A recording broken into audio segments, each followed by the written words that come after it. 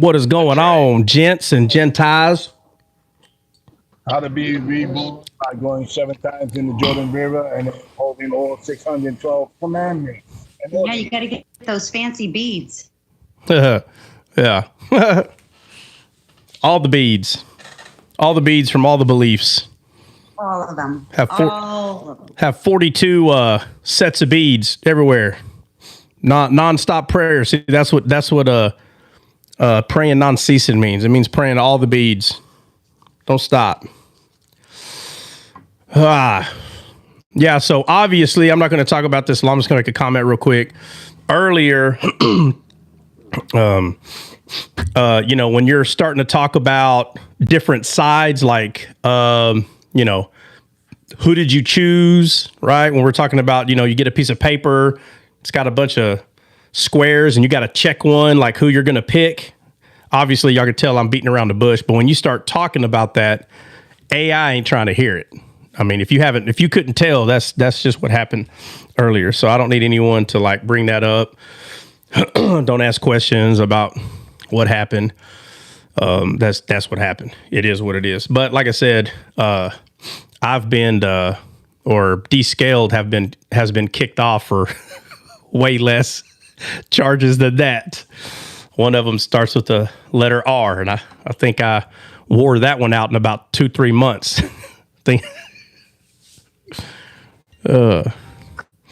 So. Try, is it just 24 hours or that's it or what? Do what? A week. Is it 24 hours? What's today? What's the date today? 8th. 8th. 9th. Yeah, no, it's a week. It's a week. It's a week.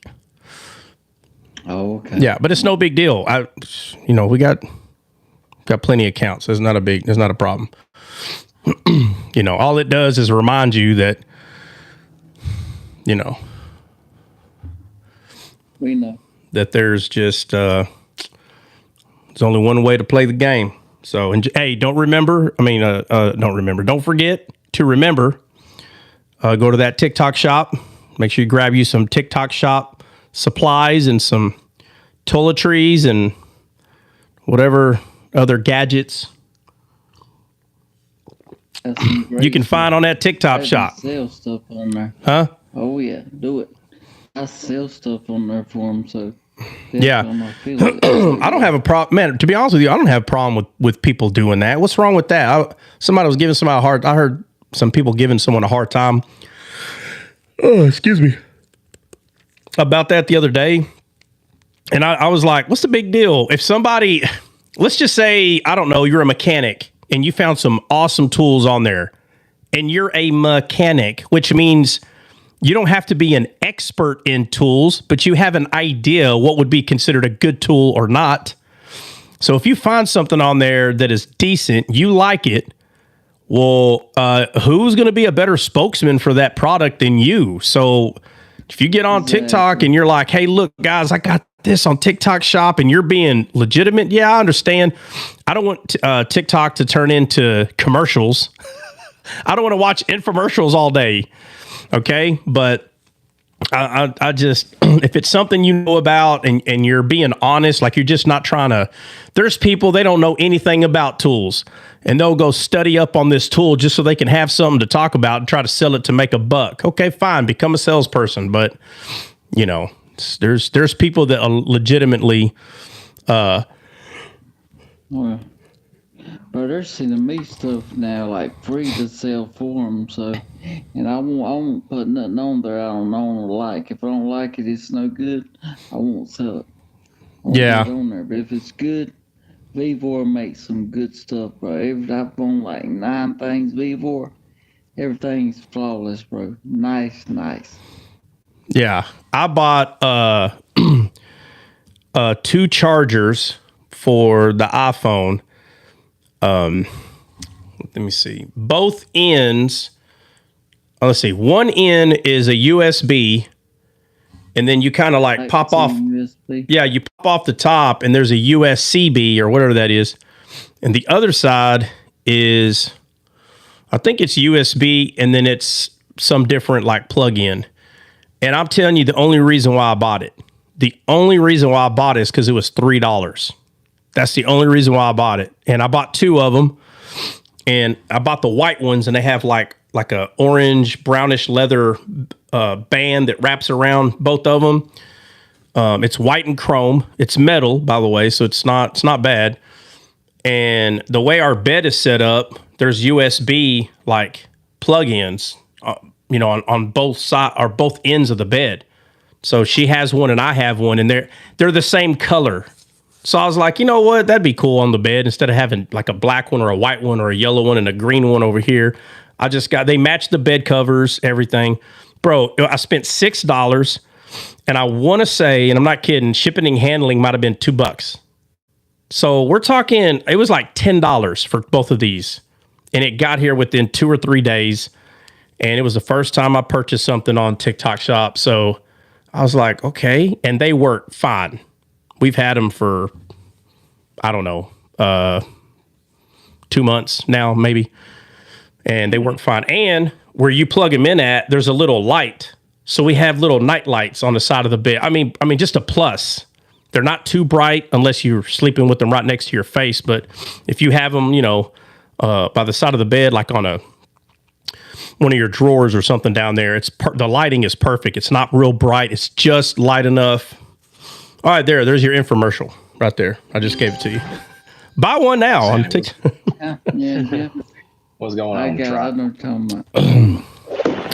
What's up, man? I told everybody, I said, can somebody please bombard this guy, please, the Smack King? Can somebody smack him with about 500 invites? That way I don't hear, man, it's not fair. Y'all went live on the afternoon. I wasn't invited. Oh, my Lord. It's great that you went live when you did, because in order for me to finish our thing on Second Kings, I now have my notes in front of me. So it actually works out great. But I can only stay for a little while. Yeah, well, no, I was only going to go over Second Kings because Saba asks, and because Saba asked for it. But then, the boot thing happened. So, but I think, she's probably on a live right now. She usually is around this time. So, Fair. Well, your wife is down here talking to you about your coffee, man. So I can't wait to get home to make my coffee. That's for a fact. what'd she say? Really, coffee? Yeah, coffee. Why? What's wrong with coffee right now? It's 5:20. Hey, Saba said she was over. She would come over here after she was done. Yeah, I don't want to take her away. Oh, she's coming now. Oh. She's coming now. You could drop me. She was just finishing up a conversation. it's all coming together, Trot. It's all Hey, coming don't together. worry, Bill. Don't worry, Bill. I'll drop you. Have a good night. Christian, I was getting to invite you, bro. I see how about to invite you, but he popped up. What are we listening to? Lord have mercy. What in the world? Avengers fighting DC Comics. Oh, my Lord. What is going on? Stop scaring the children, Scaring the CJ. baby. Who is? CJ. Oh, my Lord, have mercy. TikTok shop. Hey, Trot. TikTok Yeah, shop. TikTok Hey, CJ, shop. So like we were saying about the TikTok shop, you can never get TikTok enough. shop, question mark? Oh. Hashtag TikTok shop, everyone. Hashtag. Yeah, hashtag. Guys, you can buy coffee from there too, guys. Buy coffee. Yep. Yeah, what? You can still get your descaled mini mugs in the future on the TikTok shop. At some point in the future. TikTok shop. Bro, because that's a Mickey Mouse cup, bro. My hand, I can't even pick it up. My hand's so big. Nah, that ain't working, bro. Well, that's great. So Trot can sell it for $2. It'll make sense. And then when they get it, they're like, oh, that's why it's $2. It's an espresso mug. It's a Yeah. teaspoon, bro. I haven't seen that mug. I haven't seen Trot use that mug in over a week.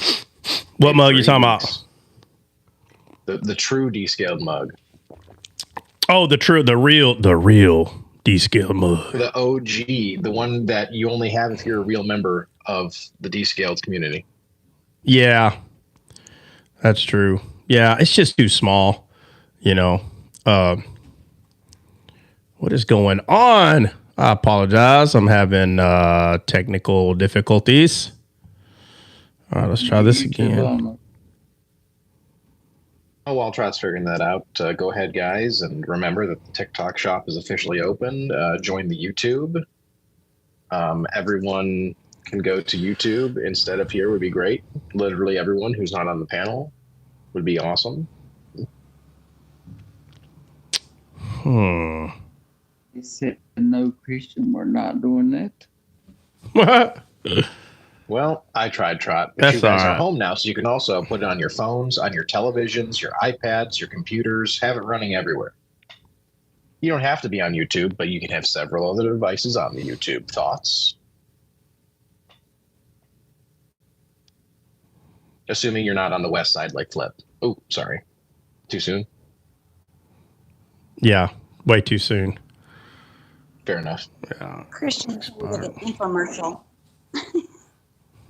Yeah. He's got that infomercial voice. Thank you. You're welcome. Wow. This is weird. I don't know what to do. Hey, guys. What's happening? I'm scrolling down through lives. Yeah, I'm trying. So, the goal, you know how I always put like the lightning bulb or the lightning bulb or the corn or the little rose. It's making me fill out this thing that's like, describe your goal. Well, I already described it. I just put let's go or let's grow. I can't remember what I put, but it's not letting me exit out of it. It's not letting me getting people out of their bellies 2024. Well, again, it doesn't matter what you put because I done put something and it's not letting me out of that. I can't get out of it. You put the amount in where it says amount. Sometimes you hit the actual thing, but you forget to put the amount, like 25, 50, 75, and 100 across there. You might forget to push that part. I've done that sometimes. Oh, come on. Oh, I'm not sure how that fixed it. Okay, there we go. Oh, I had to kind of swipe up. That's totally mental. Who would know to do that? Like there's no instructions. Mm-hmm. All right. So, Okay, guys, we didn't get to go over spirit, soul, and body. So we're going to hop into that like right now, not right, but right now. We're going to hop into it right now. And I think what we're going to start doing, guys, is, let me see. I think we need to start kind of slowly transitioning to YouTube. And I know there's going to be some people that's not going to like that. But if you have a subscription on TikTok, it would probably be better to move that to YouTube. I think YouTube is probably going to be the winner of the two, and the there's so many ways to say it, but because now we're on a different, live pretty much. And I don't know, but I'm trying to be very small with words here, but I know there's like literally for sure there's 30 people right off the rip. They just locked the TikTok platform because there's people can go on the panel and things like that. And I appreciate it too, but I'm saying as far as I don't know. It's just something I'm thinking about, trying to transition it. I'm still going to go live on TikTok, so don't get me wrong on what I'm saying. I'm still going to go live on there, but we might have to at some point kind of transition it slowly away from that into something else. There's a little too much control over what your band. What do you say, Morales? You got banned? No banned, but the AI on that app is very sensitive, and it can boot you, and I just. I heard that Elon Musk was trying to come up with his own thing like this. So that's coming out soon too. So Coming out with what? Oh, an app or something? an app just like this, but it'll be an American. Yeah, Elon Musk is. He bought Twitter, and now he's talking about coming out with his own form of this app right here. So it'll be even bigger than this one, I guarantee it. Yeah. Have you ever tried Discord, like the voice chat? No, I still hadn't. Everybody keeps telling me to get on there. I need to. So I keep saying I'm going to, but I just hadn't yet. But I am. I've been trying for at least a month. Oh, these guys been doing it for 2 years trying to get me to get on there, and I am. I just hadn't, and I just need to hurry up and just get on with it. But It's just an app, Trot. It's just an app. yeah, No, it's hard. I don't get it. I don't get it at all. okay. It's not hard after you get a chance of, looking over it. Like, it's pretty easy. But the voice chat, I think it's like up to 100 people you can have in the voice channel at once. So it's it's a pretty good option. Jennifer, I still have a rabbit as my profile picture. I do not know what I'm doing. The only thing too What's wrong with that? is that you have to send requests to everybody to get onto the Discord versus like TikTok, they have an FYP. There's no FYP on the Discord, so you have to would have to send out invites to everybody to go to the scaled Discord to be able to go into those voice chats and stuff like that. Yeah. Same thing. I saw somebody say something about that you can put people on a screen on YouTube. I haven't seen that. I'm not sure if you can or On not. Facebook. You can on Facebook You now. can go Facebook live Live. with other people. You can go live with other people. What do you mean? Like they have to Facebook be Live, live you as can. well. Yeah. Like I'm technically live, but I'm a guest on your live right now. Whereas I could open up my own live on this, and then we could also on here we can do that too now. But you can do lives together like that. Yeah, co-host. Oh, okay. Co-host. Okay. So you'll see the people there just like this. I think so. Okay. Yeah, All right, on Facebook and they can. But I don't know about those. Yeah. So happy birthday, Mike. Which Mike? Which Mike has a birthday?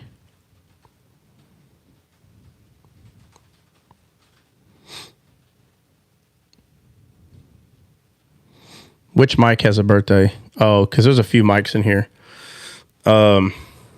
Garcia. No, they said Mike Hawk. I don't know who the heck Mike is. Maybe if I seen it, you know what? It's probably the picture. If I saw the picture, sometimes the picture helps me. Oh, they trolling. I believe they trolling. Yeah, that sounds like a troll name. No, it was Mike Garcia put that in there. But I think the Mike Hawk is a troller. Mike Hawk is a what? A troller. Someone trolling on YouTube.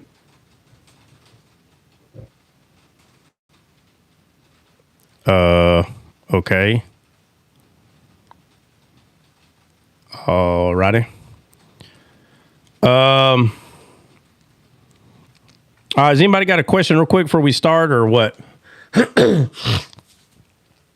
Or something? Nothing too deep. Jennifer, no revelation right now. Anything else?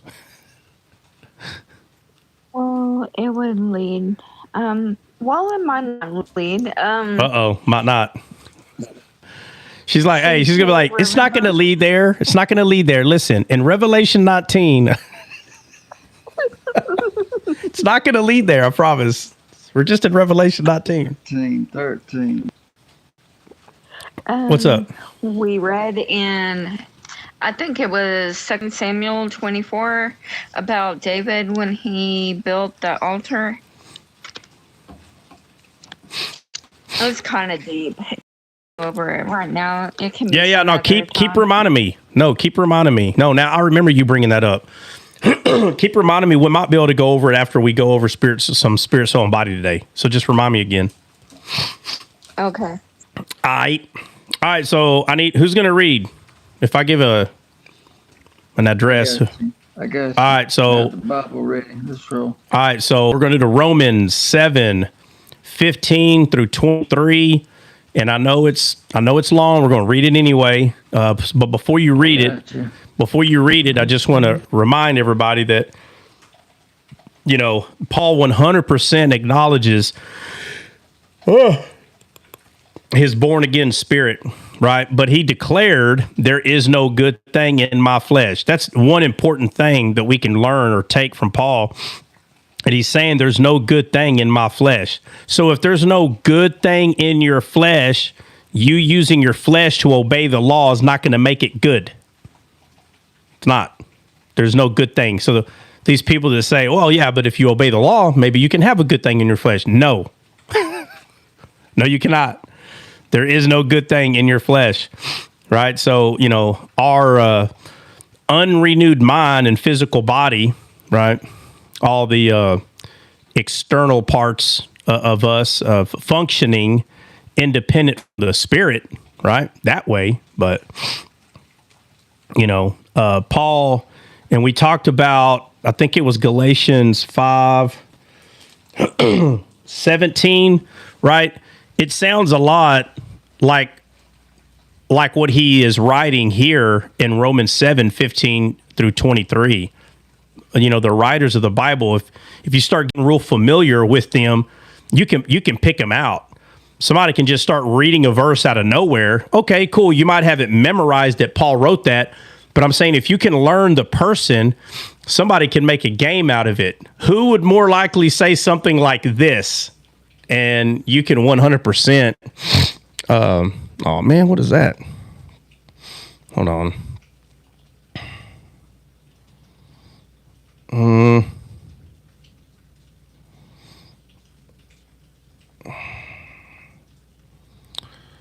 Oh shoot.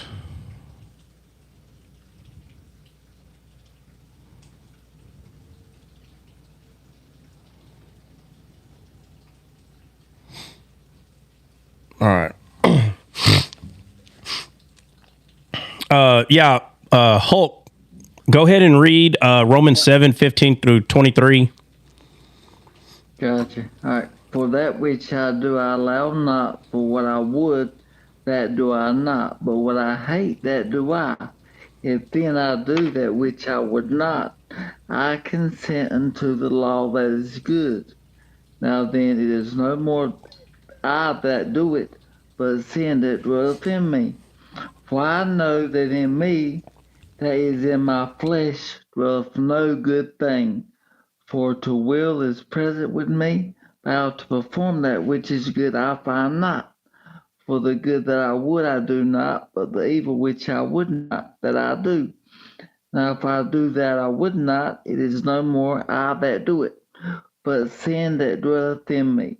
I find then a law that when I would do it good, evil is present with me. For I delight in the law of God after inward man.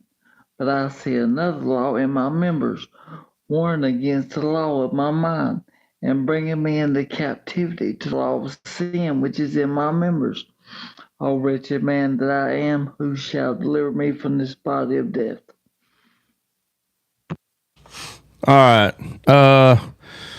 Let me see. Does anybody know who this person is? Heavenly? I don't know why I do not recognize the name. I can't see. Okay, Heavenly. No disrespect, man.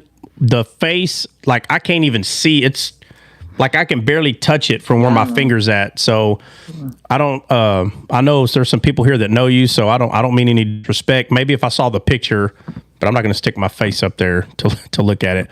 It says I thought this account is descaled. So. This is descaled, but the account that you're on is my trot account. Okay. So I'm using my trot account, but this is descaled 100%. So you are on the right account. No worries. I'm just not using the descaled account. Let me just say that. but you are on descaled. Yeah. So, and I know we've read that a million times, right? A million times. And let me say this. If you don't have your notifications turned on, turn them on. If you haven't saved the Trot account, obviously save it, because there are times where I will go live the way that I'm going live now, utilizing this account. There are times that I'm going to do that, obviously that being right now. So, and I apologize.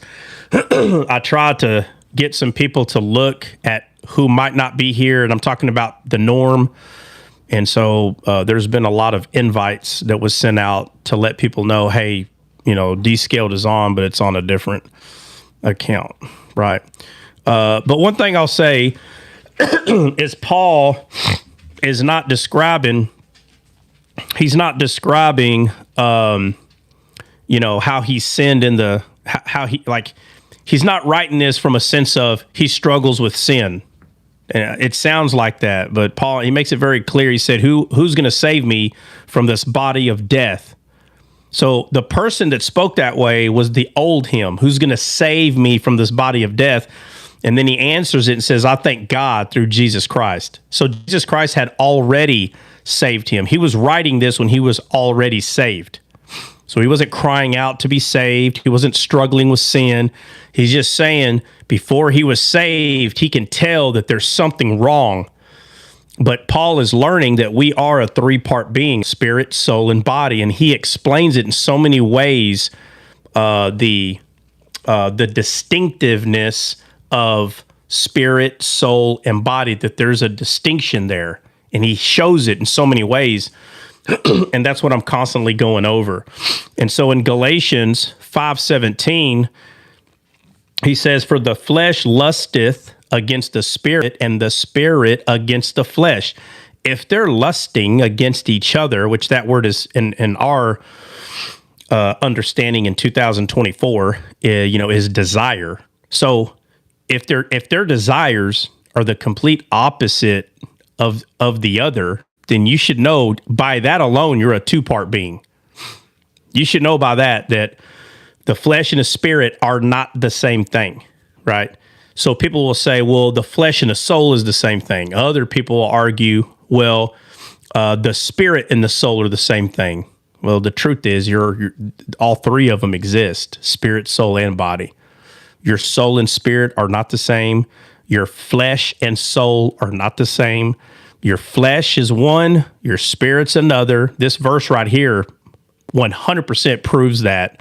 That's why he says, for the flesh lusteth against the spirit, and the spirit against the flesh. So there's two.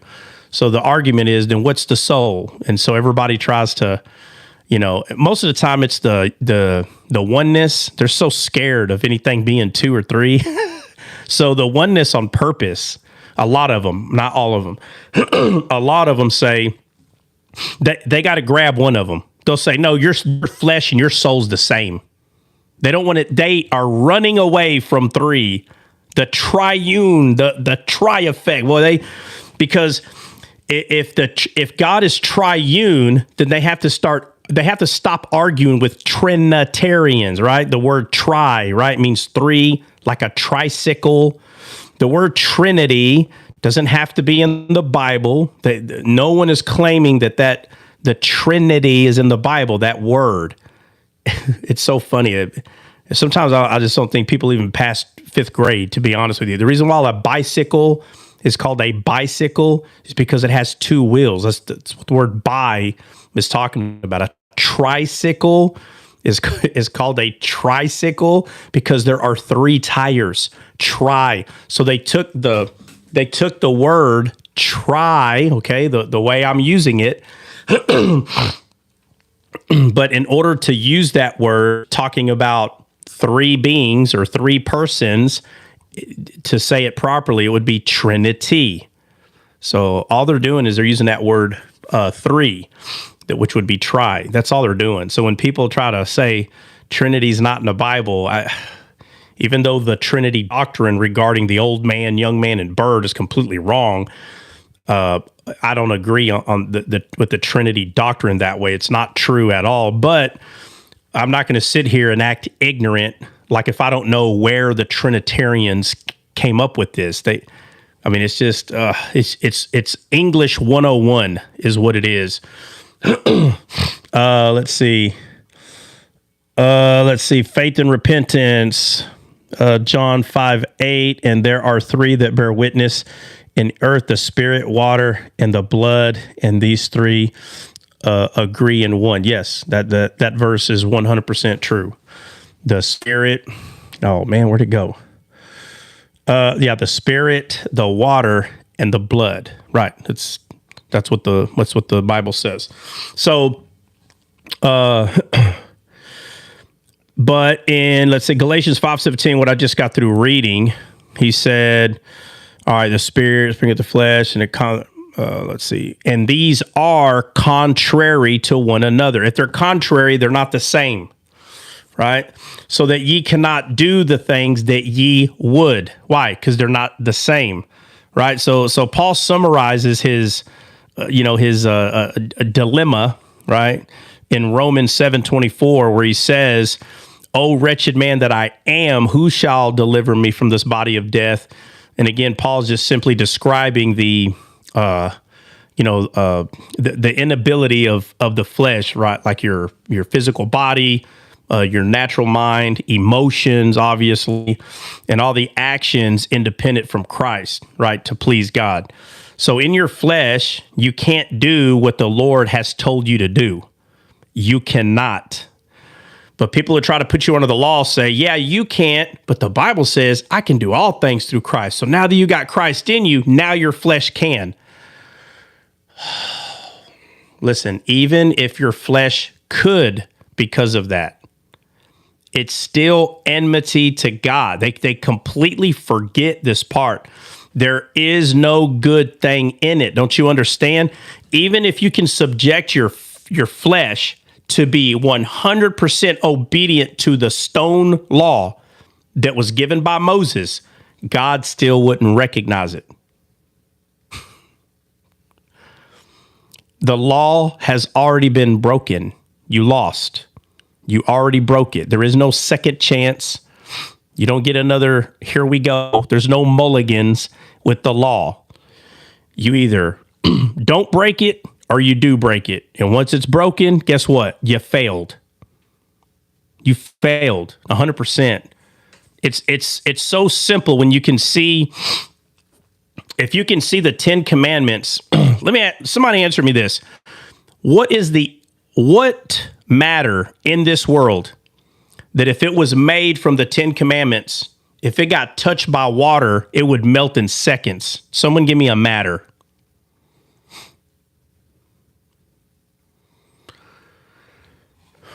Right? Ice cream. Ice cream. Right. Water melts some ice cream quick. Okay, ice cream. What else? Dirt. Dirt. Okay. Fire. Well, that's not a bad answer, Faith. Baking soda. Okay, baking soda. Right. But let's say you take whatever. How about cotton candy? Yeah. Y'all ever seen what water does to cotton candy? Yeah. So let's say we take cotton candy and we make it as hard as we can, right? And we etch in it the law. And God says, look, all you got to do is not let this get wet. How long you going to make it? Not very long at all. Even if you were to go outside when it was humid, what was going to start happening to this thing? It's going to melt. It's going to melt, bro. Like, because it's so easy. It's so easy to break. Now, let me ask you this. Once it starts melting and you can't even see the law etched in there anymore, is it still the law at that point? Yes. Oh, it is? People will be able to read it? No. No, you're not be able to read it, but it's still law regardless of Well, the law in the beginning. but how good is it if you can't explain what you're doing? True. Right? So let's say you walk outside, it's humid, the letters are gone, and let's say a week later, Let's say they were full tablets. Let's say a week later it's just a ball of sugar like this. Is that still the law? No. Right? You could say, well, kinda. Okay, fine. Let's say a month later and it's a ball like this big. Fine. Let's say a year later, you can't even find it. So let's say it took 6 months or a year for the humidity, water, moisture, whatever, to completely dissolve this thing. Isn't it you that ruined it because God gave it to you and said, here you go, don't let it get wet? Who ruined it? Yeah. I did. We ruined it. So do we say, all right, I'm going to uphold the law? Didn't you mess it up? Didn't you just mess this thing up? 100%. It's messed up. There is no freebie. There's no second chance is what I'm saying. And people don't see it that they do not understand. That's why I'm trying to change what matter that it's made out of, because it seems like it's too hard to understand that if it's made in stone and God says, all right, keep this thing perfect, and you take it and smash it against the ground, is it still perfect?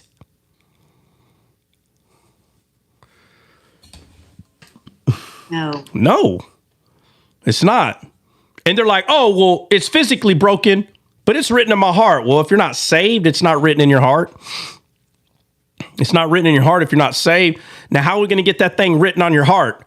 Because you were the one that was supposed to do good and you messed up. So how's it going to get on your heart now?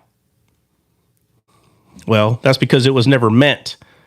That stony law was never meant to be written on your heart by you. You were never the one that was going to write it on there. Jesus was going to be the one that was going to write it on there because it's written on him. And 1 John 4:17 says, as he is, so are we in this world. We're only as he is because of what he is and what he did. So if he is the fulfillment of the law, which is the rest of it, then we are, because it's written on our hearts. It becomes part of us. You don't get another shot. These people that are coming around saying, okay, we got to do what Jesus said. You already failed. Don't you understand? You already failed it. You don't get a second chance. Where are they getting the idea that you get a redo? Where are they getting this from? The Bible does not teach that you get a redo. No, it doesn't. Right? So, Cheat code. huh? There's no cheat. Yeah. There's no, bro. Up, down, left, right. Does anybody select start? Does anybody know what that is? Super contra, bro. I know Super that. contra. Up, down, left, right, AB start. AB start. Yeah, that's what it was. Yeah, but it's natural, right, to be self-serving. This is one of the most important parts right here. It is very natural for you to be self-serving, right? Self-seeking, self-promoting. That is very easy to be that way. Who thinks that it's hard for you to be self-serving, self-seeking, self-promoting? Who thinks that's hard to be like that? In the world that we live in, you know why it's so easy for people to come up with some kind of business and a slogan and you know, because they know that people read things that they look at. And so it's easy to like promote something. That is easy to be that way. It's like descaled, right? Why do we make stuff like this? Because we know people are going to read it, right? The difference is when a person is promoting themselves, they really believe that they are doing it. They have to, it's all on them. A believer today, when they make something like this, they know that everything that they know didn't come from them, right? No person who makes disciples wakes up every day and says, wow, I'm such a good disciple maker. No believer thinks like that.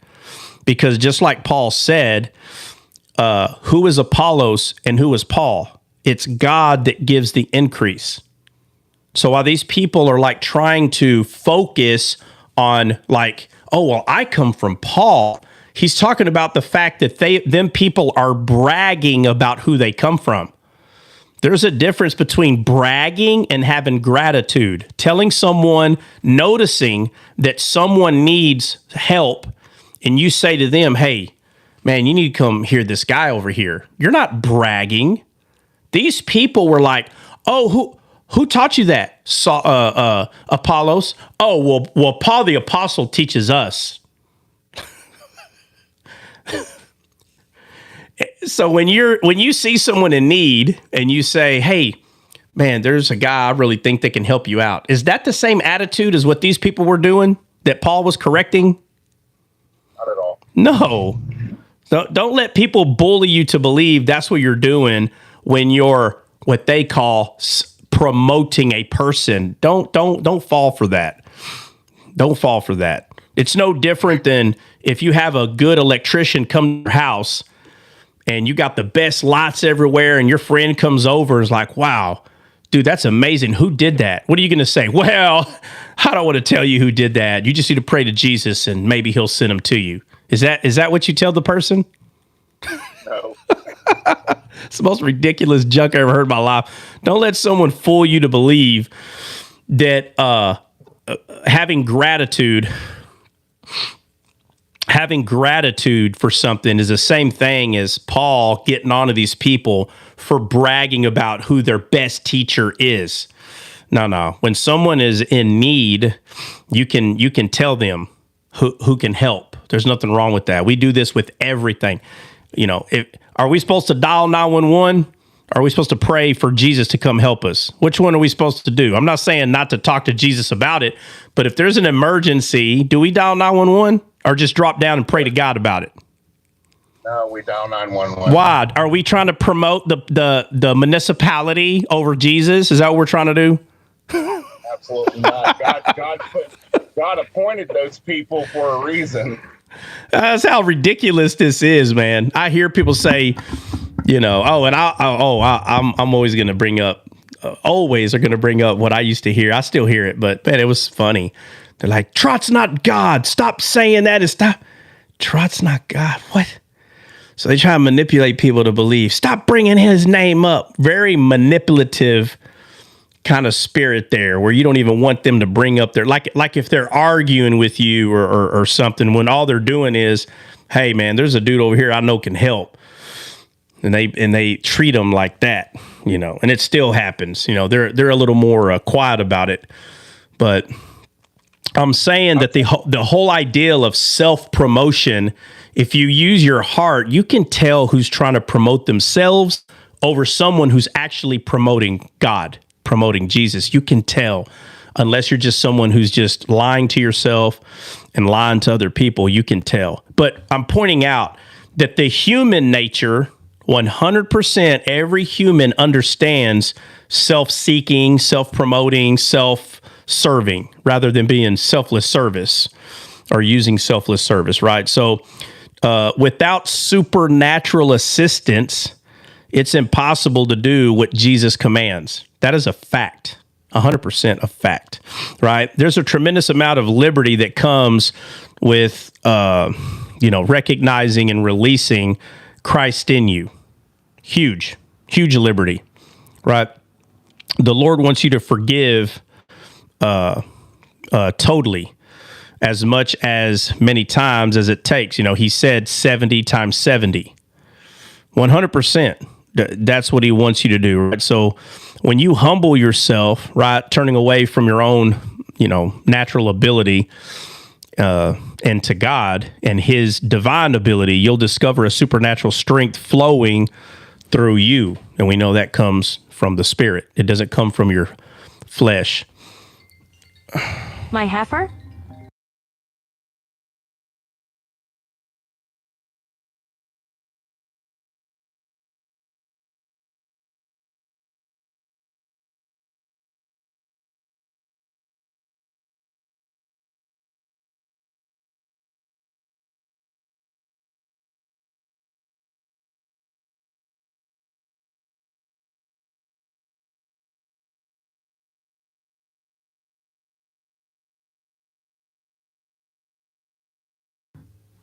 All right, y'all hear me? Guys, y'all got me? Yeah. Okay. All right. Somebody go to, let's see, 1 Corinthians 13, 4 through 7. 1 Corinthians 13, 4 through 7. I got it. You got it? Okay, before you read it, this verse makes it, oh man, what did I do? Hold up. Yeah, 1 Corinthians 13, 4. Yeah, this verse, it's basically pointing out that we have an unlimited supply of God's kind of love in our spirit. God's kind of love, not our kind. Go ahead and read it, Jennifer. Charity suffereth long and is kind. Charity envieth not. Charity vaunteth not itself, is not puffed up, doth not behave itself unseemly, seeketh not her own, is not easily provoked, thinketh no evil, rejoiceth not in iniquity, but rejoiceth in the truth, beareth all things, believeth all things, hopeth all things, endureth all things. And endureth all things. Right? Verse 8 tells us that his love never fails. Right? So in your spirit, you have an unlimited ability to forgive, to endure, believe, have hope, right? So let me see. There's another verse I want to go over. But after everything we've gone over so far, it's at this point that it's up to you, right? To let your spirit take over. And it ain't easy at first, but at some point you have to start allowing the love, grace, mercy, forgiveness, like my wife, and I hope she doesn't get mad at me for saying this. If she does, if she's listening, I apologize. I don't think she's in here. I'm just being silly. But, she's had a family member that she hasn't spoke to in I know for sure 15 years. I don't know the exact number, but it's around there. And this person kind of, was kind of reaching out to her, and she ain't talked to this person, like I said, 15 years. That's a long time, and she called me and said, hey, so-and-so made contact with me today. What do you think? And I was like, call them back. Sorry, call that person back. Call them back, She's like, well, I don't know if that's a good thing. I was like, it's been 15 years. You haven't already thought in 15 years, what you're going to say, how you're going to say it. You haven't already thought that out? No, not really. I said, well, time's up. They reached out. So here we are, right? So what I'm saying is, if she would have been focused on cultivating forgiveness, love, right? Hope, if she would have been cultivating that, it would have been a lot easier for her to come out of her tent and meet that person running. Y'all understand what I'm saying? Yes, sir. Right? So she didn't have animosity, hate. That wasn't there.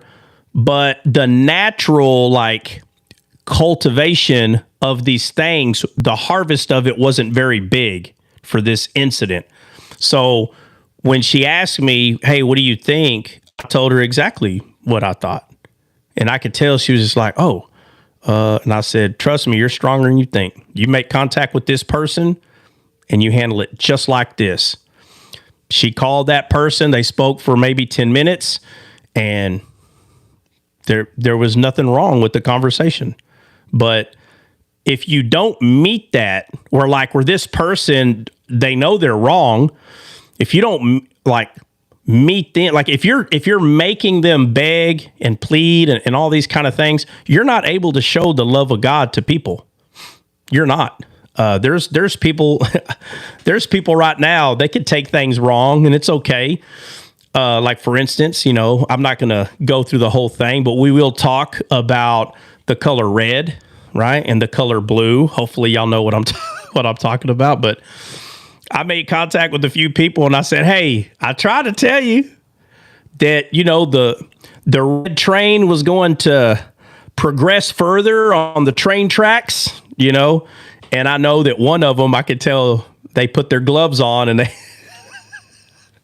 they wanted a box. So I sent a message with, you know, with some white flags like, hey, truce, you know, I'm just giving you a hard time. I'm not like for real gloating about this. I'm just giving you a hard time, you know. But sometimes people can't tell, like, what is he doing? How dare him, you know? And you have to be the one to say, okay, white flag, I really am kidding. I want you to know I'm kidding, you know. It's not that serious, you know, and you don't want to like continue to do it because they're really going to think that you're just being, you know, mean. But in the world we live in, you can do something this small and people won't forgive you for the rest of your life. And when I say this small, I'm saying you can ask 100% of people and 90% will agree that it is that small. I'm saying it's that obvious. Let's see. But, you know, so that's kind of where we're at. Let me ask some questions regarding this. So, all right, in Romans 7:15 through 18, right, where Paul is talking about, oh, wretched man that I am, what's the main idea? What's the main idea there, which is 15 through 23? What's the main idea? Can someone main idea that? Anybody?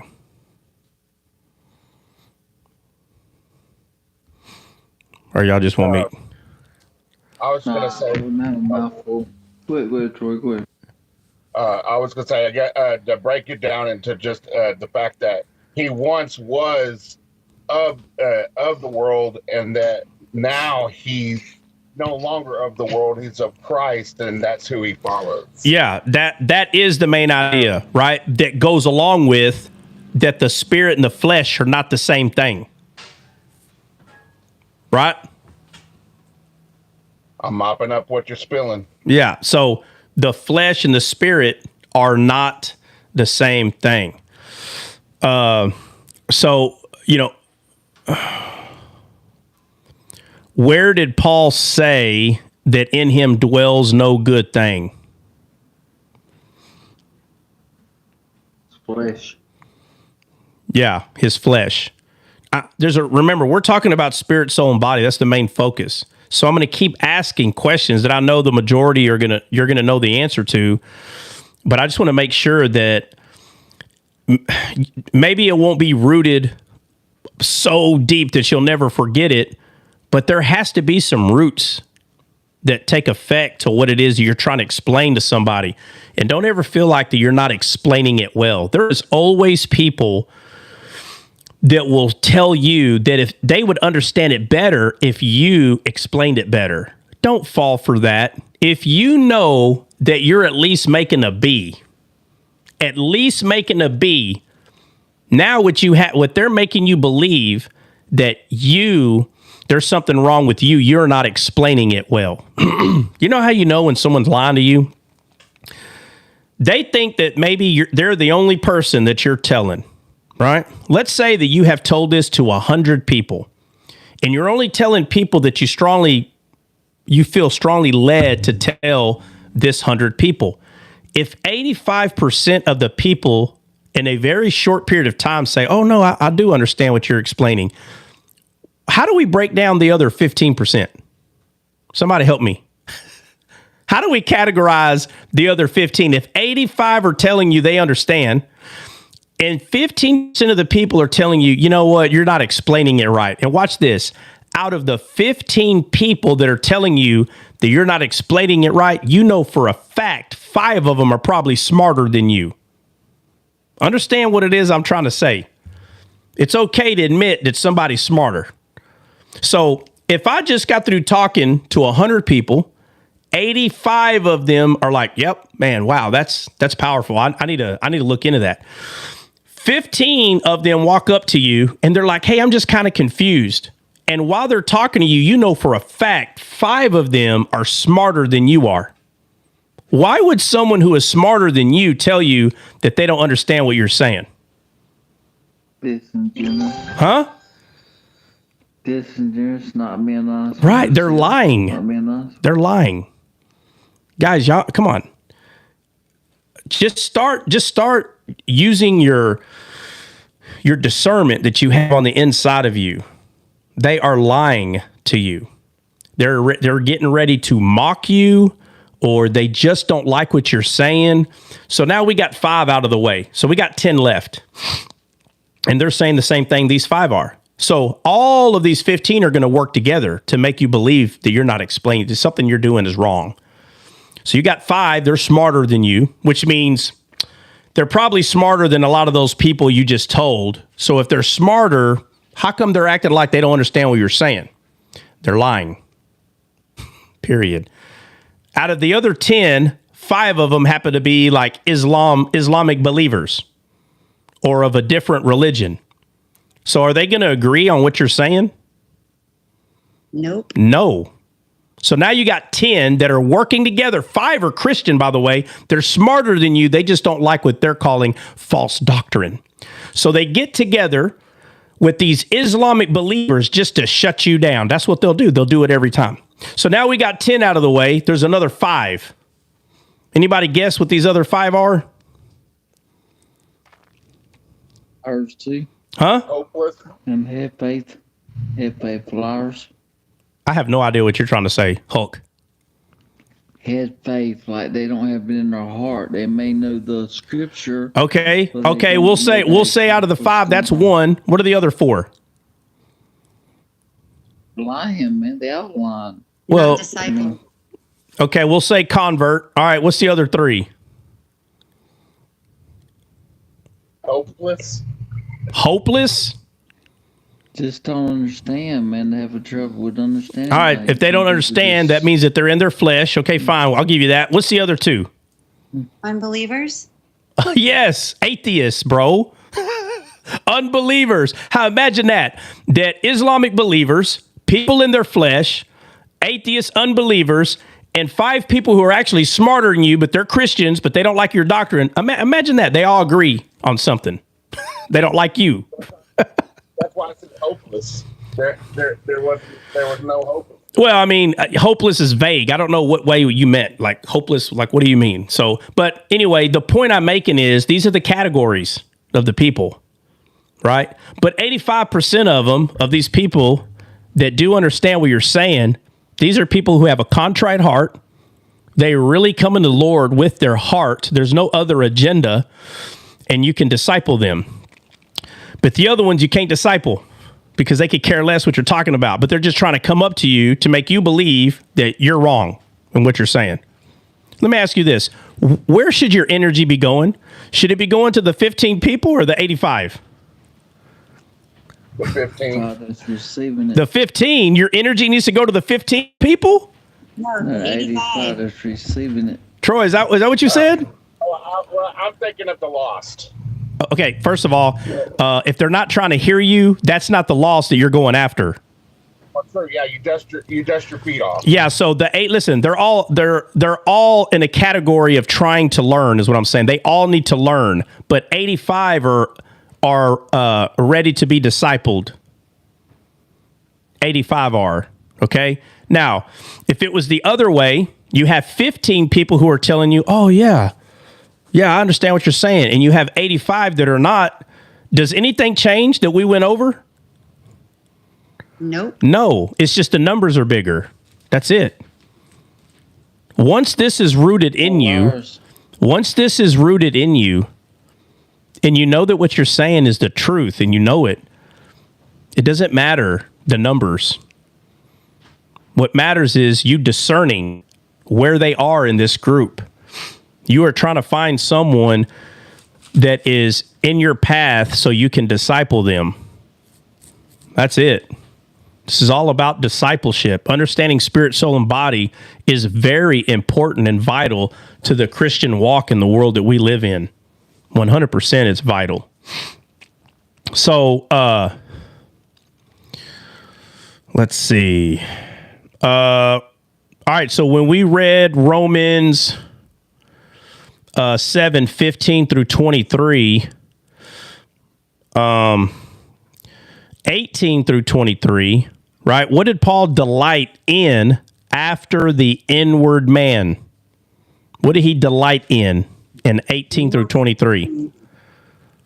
No good thing.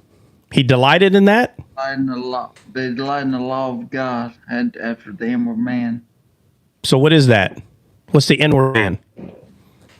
The inward man, the spirit. The spirit. That's what he delighted in the spirit. And notice it uses the word delight. It's so funny because that's the word Eden. The word Eden means pleasant and delightful.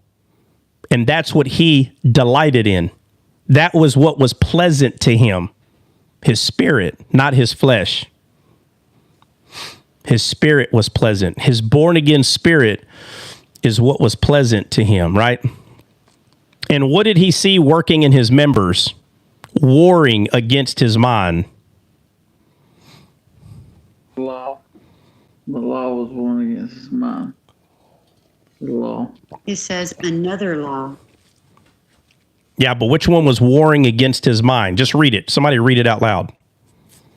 Yeah, but I see another law in my members warring against the law okay, of my mind. So another law, right, in his members, right, working in his members. I think you're right. It says working in his members, right? Working, warring against his mind, right? So in Galatians 5:17, what does the flesh lust against? The spirit, right? And the spirit lusts against the flesh. So since the spirit and the flesh are contrary to one another, what does this mean? Never be on the same page. Okay, they're not on the same page, right? They're not the same thing, right? The spirit and the flesh are not the same thing. How did Paul describe himself in Romans 7? Let's see. I think it's 24. Wretched man that I am. Okay, and what did he need? Okay, right, wretched man that I am. And what did he deliver from the body of this death? Right, so he wanted to be delivered. Right, so he needed deliverance from the body of death. Right, so somebody go to Matthew 5 and read 39 through 41. Give me a second.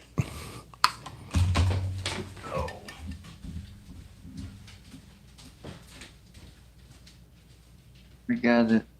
I got my favorite stuff. Got it. Hulk, what was that? What was the verses? Matthew 5:35 through 41. Thank you, brother. No problem.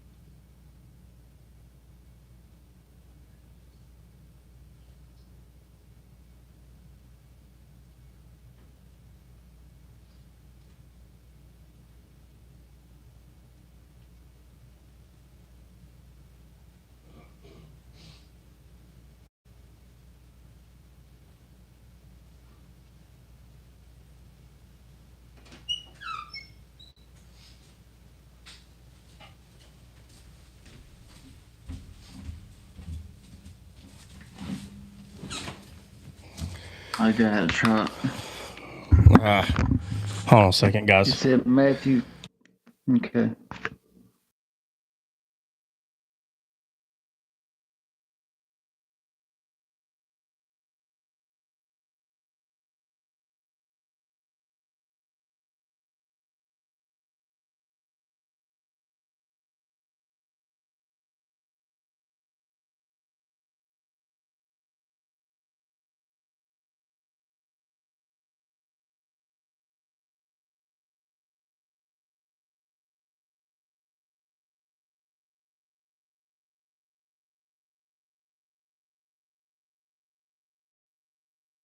All right, Hulk, you got that?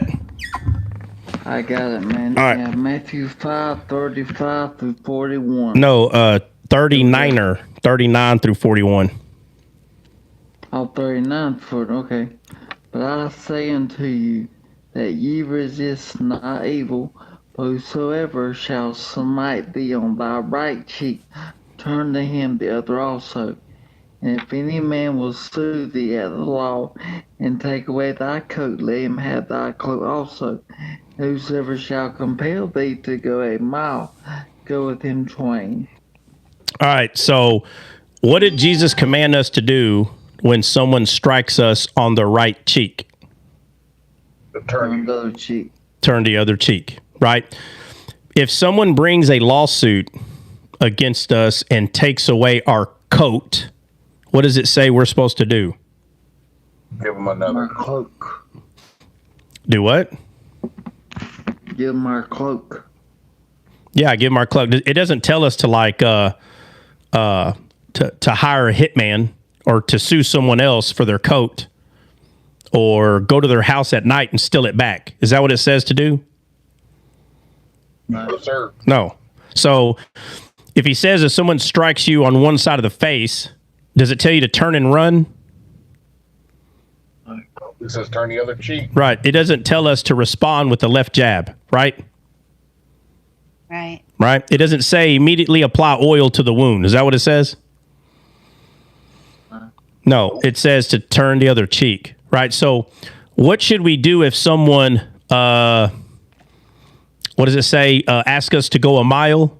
What does it say we're supposed to do?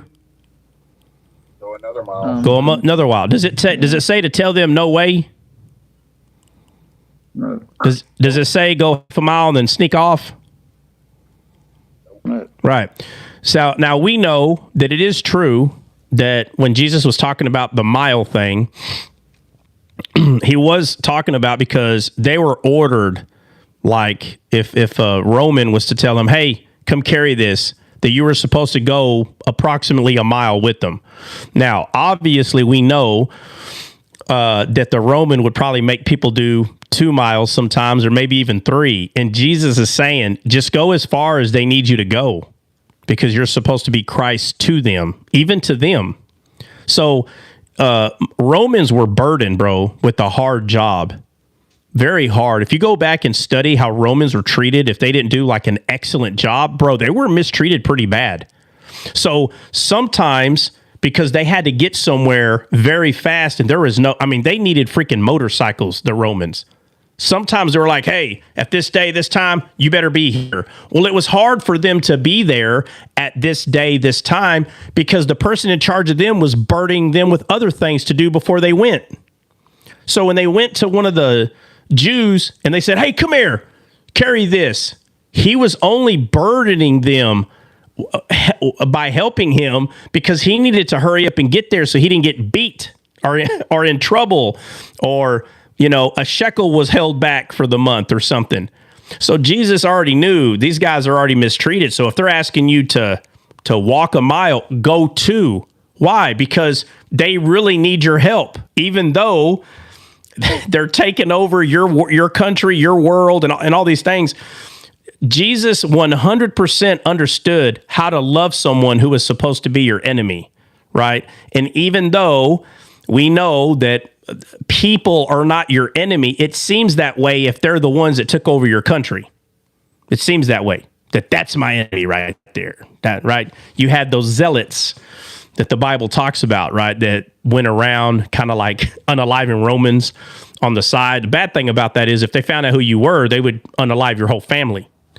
It was pretty bad, but the zealots 100% did these kind of things.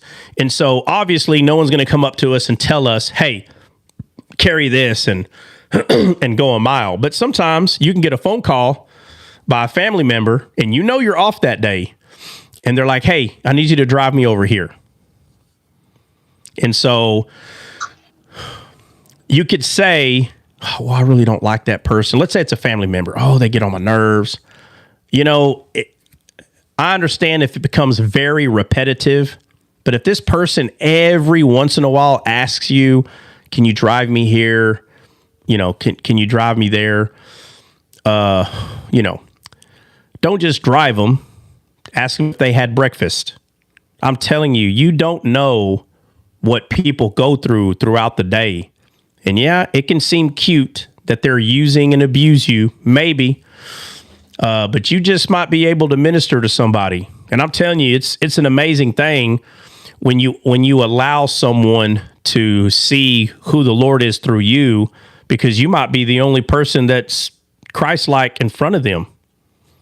I'm telling you, I don't care how mean and disgusting they can be, how they treat people. I don't care if your uncle is Uncle Scrooge for real. You know, there are people that are very greedy in this world, and to show kindness and love costs you nothing, regardless of how nasty they are. And again, that comes from your spirit. So as I'm giving my friends a hard time because the red won and the blue lost, I am 100% going to let them know I'm just giving you a hard time. I'm really not trying to put salt in the wound. I'm not. At the end of the day, both people that are running for this job, they're both from the same country. So it's not about hating and unaliving. It's not about that.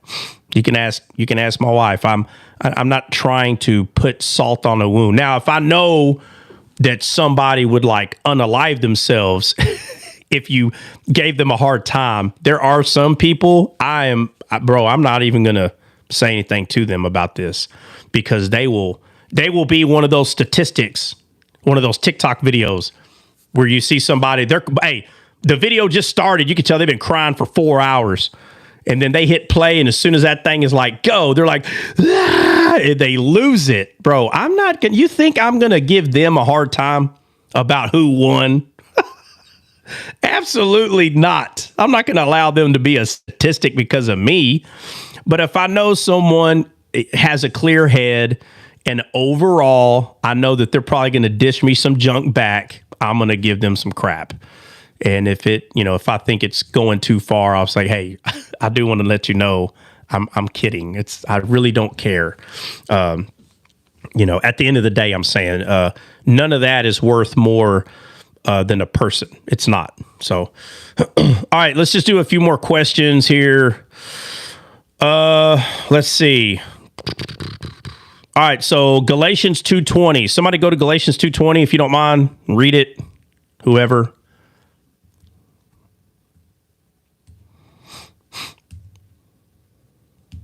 Okay, Galatians 2:20. Yeah, let me answer this question real quick. Crockett said, hey, did the young lady come back that had the dream? Young lady, the dream?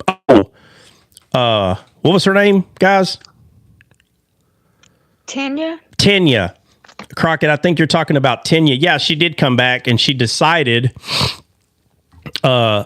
not to entertain being introduced to another person, which I believe she made the chakrams. Oh yeah, the stones. Yeah.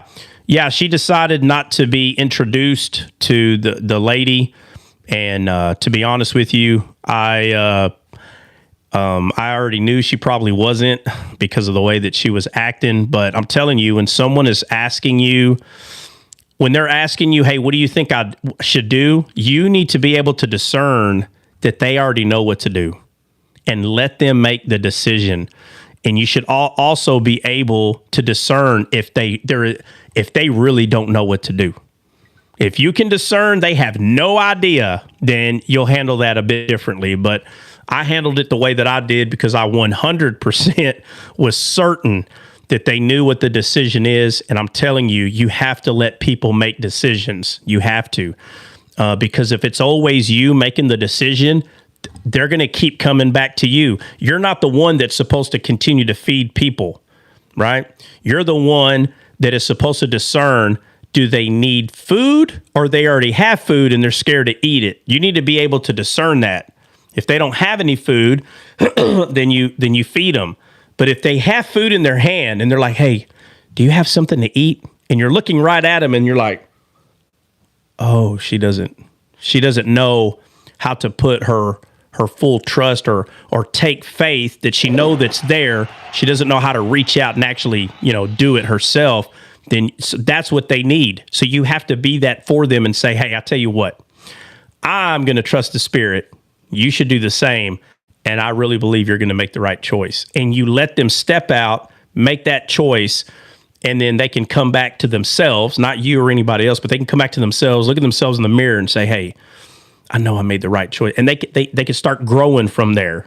But like always telling someone what they need to do, they're going to be holding that piece of cake, but yet have their hand out asking for more food. You have to be able to discern what the need is in the person and be that for them, right? And so making the choice for everybody. And another thing, I'll say this, no human is perfect. You can tell someone, hey, you know what? You should try this. And the thing you told them to do got them fired. Guess whose fault that is? That's your fault. That's your fault. You're definitely not discerning what you need to be doing. So, the Bible says to get wisdom and while you're getting it, get understanding, right? So, thank you much for answering, brother. I apologize. No, you didn't interrupt, man. You're good. All right. Oh, shoot. Let me do this real quick. So if I haven't already said this, guys, if you have not followed the TikTok Trot account, please follow it. If you already are following it, then obviously I'm not talking to you. But if you have subscribed to the Descaled account on TikTok or the Trot account, I just feel like this TikTok thing is not 100% stable, to be honest with you. And I would probably transition that subscription that you're paying for on TikTok. I would definitely ask to probably transition that over to the YouTube. Not that I'm not going to be going live on TikTok or anything like that. I'll still be doing the gift thing just to keep the algorithm going to get new people in. But YouTube seems more, what's the word I'm looking for? Stable. I'll just put it like that. All right. So who's got Galatians 2:20? I do. Okay. So it says, I am crucified with Christ. Nevertheless, I live, yet not I, but Christ liveth in me. And the life which I now live in the flesh, I live by the faith of the Son of God. Galatians 2:20. Hold on. How many verses are you reading? The same one. 2:20 is that long? Yeah. Okay. I'm sorry. Go ahead. I don't remember it being that long. Go ahead. Okay. Who loved me and gave himself for me. All right. So that was Galatians 2:20. And who is crucified with Christ? Me. Right. What does it say? Read it. Read what it says. It says, I am crucified with Christ. Okay. So Paul is saying believers or just him? Is he the only one that's crucified with Christ? Believers. The one who believes. Right. So what does that mean? Spell the word. He's what with Christ? Spell the word.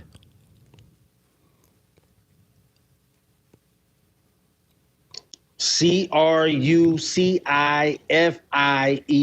ED. What is ED implying? ED.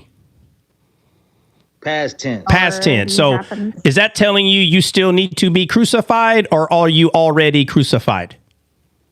Already. So when people are trying to put you under the law and they say you have to crucify yourself, is that biblical to crucify yourself? No. Okay. No, we've died to the law. Right. So be clear that it says that you are crucified with him. So dying to the flesh, being crucified are not talking about the same thing. Are you already crucified or not?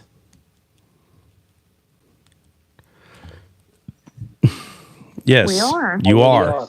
Why do you think I keep harping on this past thing? Can anybody figure that out yet? Why do I keep doing that? Because a lot of people don't get it. Because people don't get it. They don't. It's already done, meaning it's not gonna happen. It might happen. It's already happened. Right. So if it's already happened and someone tells you that you need to be obeying the law, what are they telling you? Get back under that curse. No. What are they telling you? Next, somebody else. Get crucified again. Okay, but what are they saying? Okay, if you say, but it can pass. But it's pass. so if this says that you're already crucified with Christ, and people who are under the law are telling you, hey, you need to be under the law, what are they telling you? Without saying it, what are they saying? Amazing said they're saying. Amazing said Christ didn't die. Well, no, they're not saying that because they know better. But what they're saying is what? What's the next best thing that they're telling you without saying it? It's essentially saying that it's not enough. Right. Okay. All right. So Grace and Jordan said it. They don't believe they are crucified, number one. And the other one is that you are not crucified. Guys, that's what they're saying. They're still saying that you need to get there. You understand?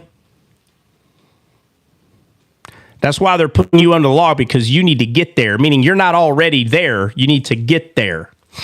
You're not already crucified. You need to complete the crucifixion of yourself.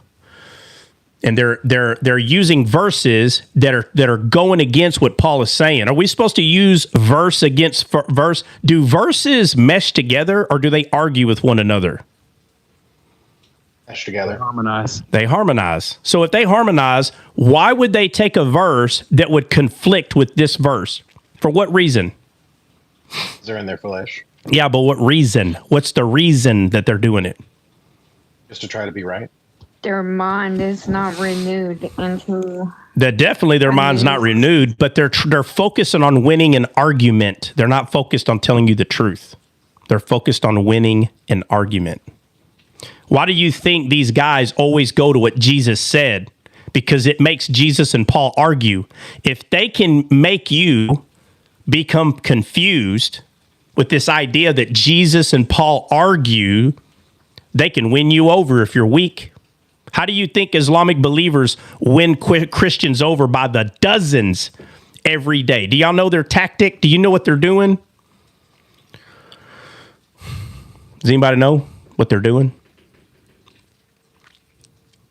What's the number one tactic? What's the number one tactic that Islamic believers use to converted Christians to convert to Islam? What's their number one? Lie. Well, obviously they lie. See that God is not good.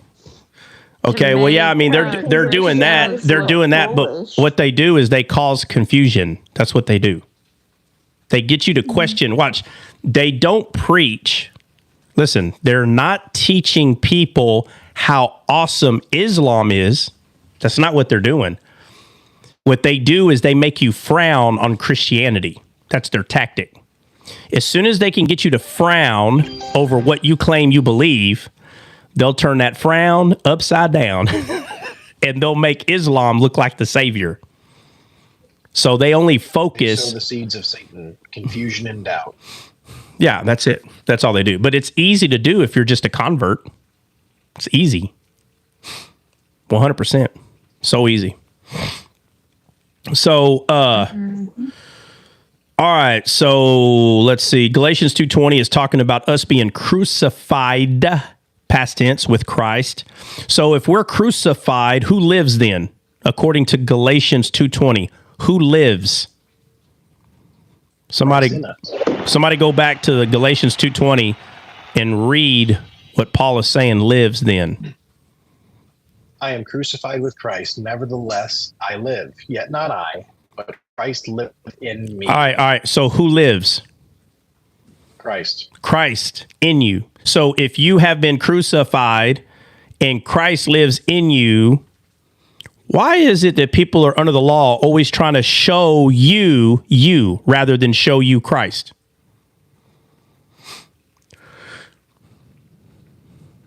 I've used up my 3. They're in their fleshes for the day, so I can't answer, guys. Yeah, all they see is the outer man. Right. But that's all they see. They want you to look at the old man. Right. That's it. But I'm trying to show you something. Notice what they're doing. They don't even realize what they're doing. They're 100% going against what Bible is saying. And they say, no, you are, because you don't obey the law. No, Nobody. They're trying to say that Christ did not make an end to the law. He didn't accomplish, finish, complete it for us. And so they're trying to get us to doubt our body, to doubt ourselves and look down and wonder that we aren't taken care of when God said very clearly that we are. Right. So isn't it easy to do that when 75 to 80% of Christians today are just converts? They're not disciples. Isn't that easy to do? It's way too easy to do. It's way easy. It ain't hard. I did some campus ministry and I saw what they did is they came out and they said, well, God isn't good because he invented evil. And they start getting people to doubt. That's showing confusion, like you said, yeah. Yeah, but it comes back down to, instead of them being focused on what Christ has already done, right, which is Galatians 2:20 is telling us that Christ, that we are crucified with Christ. And then Paul says, not I, but Christ lives in me. I mean, if you just pay attention to that just for a short period of time, that you have been crucified and the thing that is alive in you is Christ.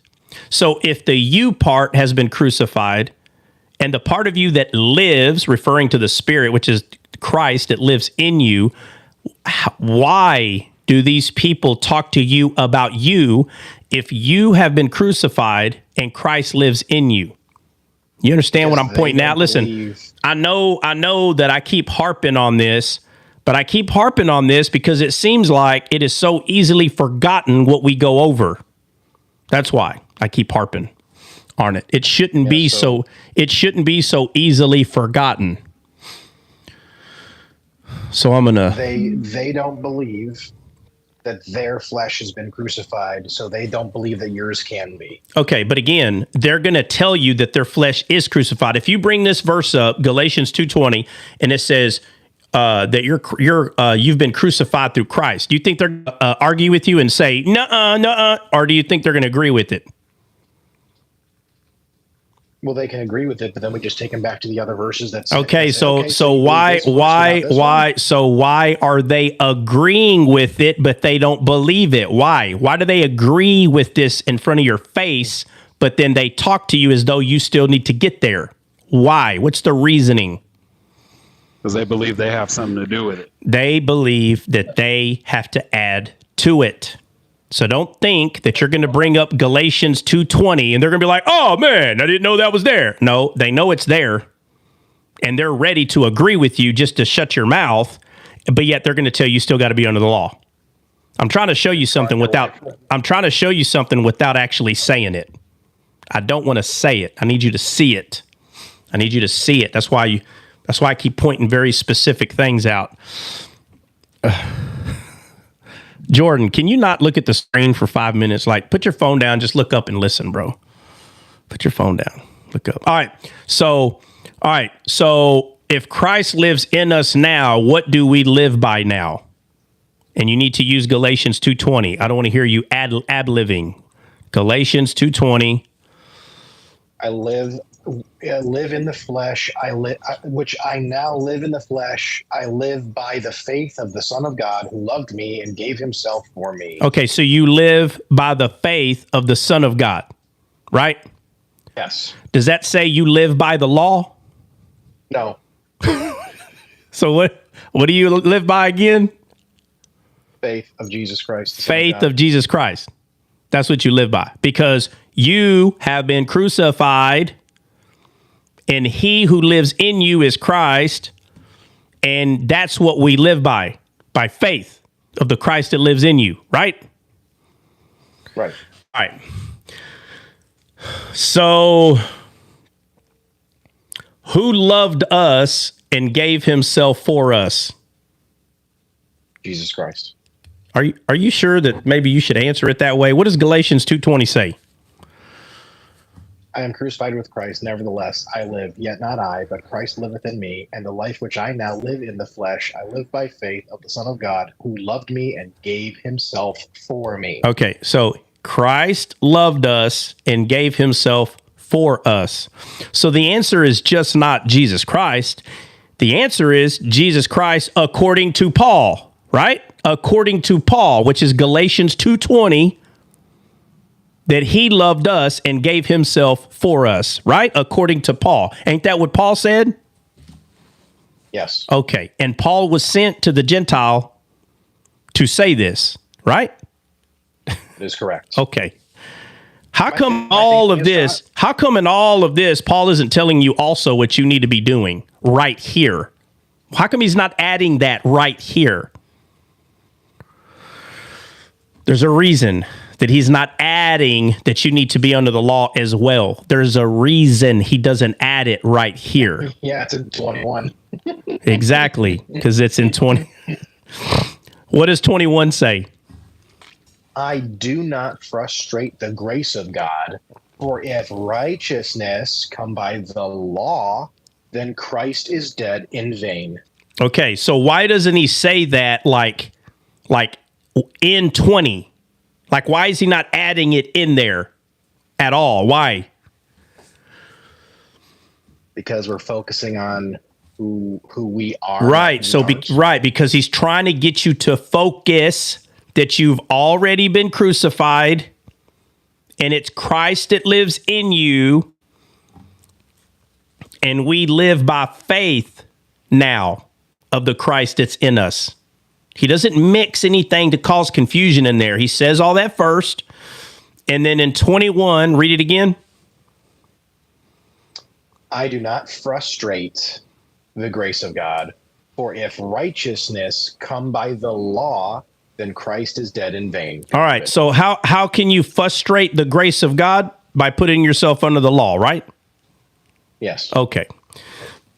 Okay. So, all right. Somebody go to Matthew 18 and read 21 and 22. Matthew 18, 21, 22. All right. Read it. It says, Then came Peter to him and said, Lord, how oft shall my brother sin against me, and I forgive him? All right. Till 7 times? Okay, so watch this. Right. So I want you to pay attention to the question that Peter asked Jesus. So read it one more time and talk about the question that Peter asked Jesus. I'll be right back. Then came Peter to him and said, Lord, how oft shall my brother sin against me, and I forgive him? Till 7 times? Peter is asking here, how many times am I supposed to forgive someone for wronging me? And notice that even Peter here, saying and asking 7, the number 7, means Peter has that understanding of the significance of the number 7. But obviously the main thing here is, how many times must I forgive someone who sins against me? All right. So and what was Jesus' answer? Jesus saith unto him, I say not unto thee until 7 times, but until 70 times 7. Right. So somebody go to 1 Corinthians 13 and read 4 through 8. 1 Corinthians 13, 4 through 8. I gotta give me a second here, guys. I got you. All right, you got it. It says, charity suffereth long and is kind. Charity envieth not. Charity vaunteth not itself, is not puffed up, doth not behave itself unseemly, seeketh not her own, is not easily provoked, thinketh no evil, rejoiceth not in iniquity, but rejoiceth in the truth, bearing all things, believeth all things, hopeth all things, endureth all things. Charity never faileth, but whether there be prophecies, they shall fail. Whether there be tongues, they shall cease. Whether there be knowledge, it shall vanish away. Amen. Amen. So the word charity, if we look it up in the Strongs, it means agape. Agape love. And if you dig even further right? Because agape is actually not the root word, but it means perfection. Yeah, G26. Yeah. Yeah, this is godly love, unconditional. Unconditional godly love. And why are we doing that? Because we're not supposed to respond in kind to evil. We are not under eye for eye, tooth for tooth, because then you're putting yourself back under the law. When you get struck on your right cheek, you turn him the other, because we do not respond in kind. Well, it kind of boils down. We were made perfect in Christ, his love. Amen. I think you take it a step further in that agape love was given to you when we were enemies of the Lord. Amen. When we are enmity, when we're, until we're born again. So how can we deny that agape love to someone else when it was not denied from us? Amen.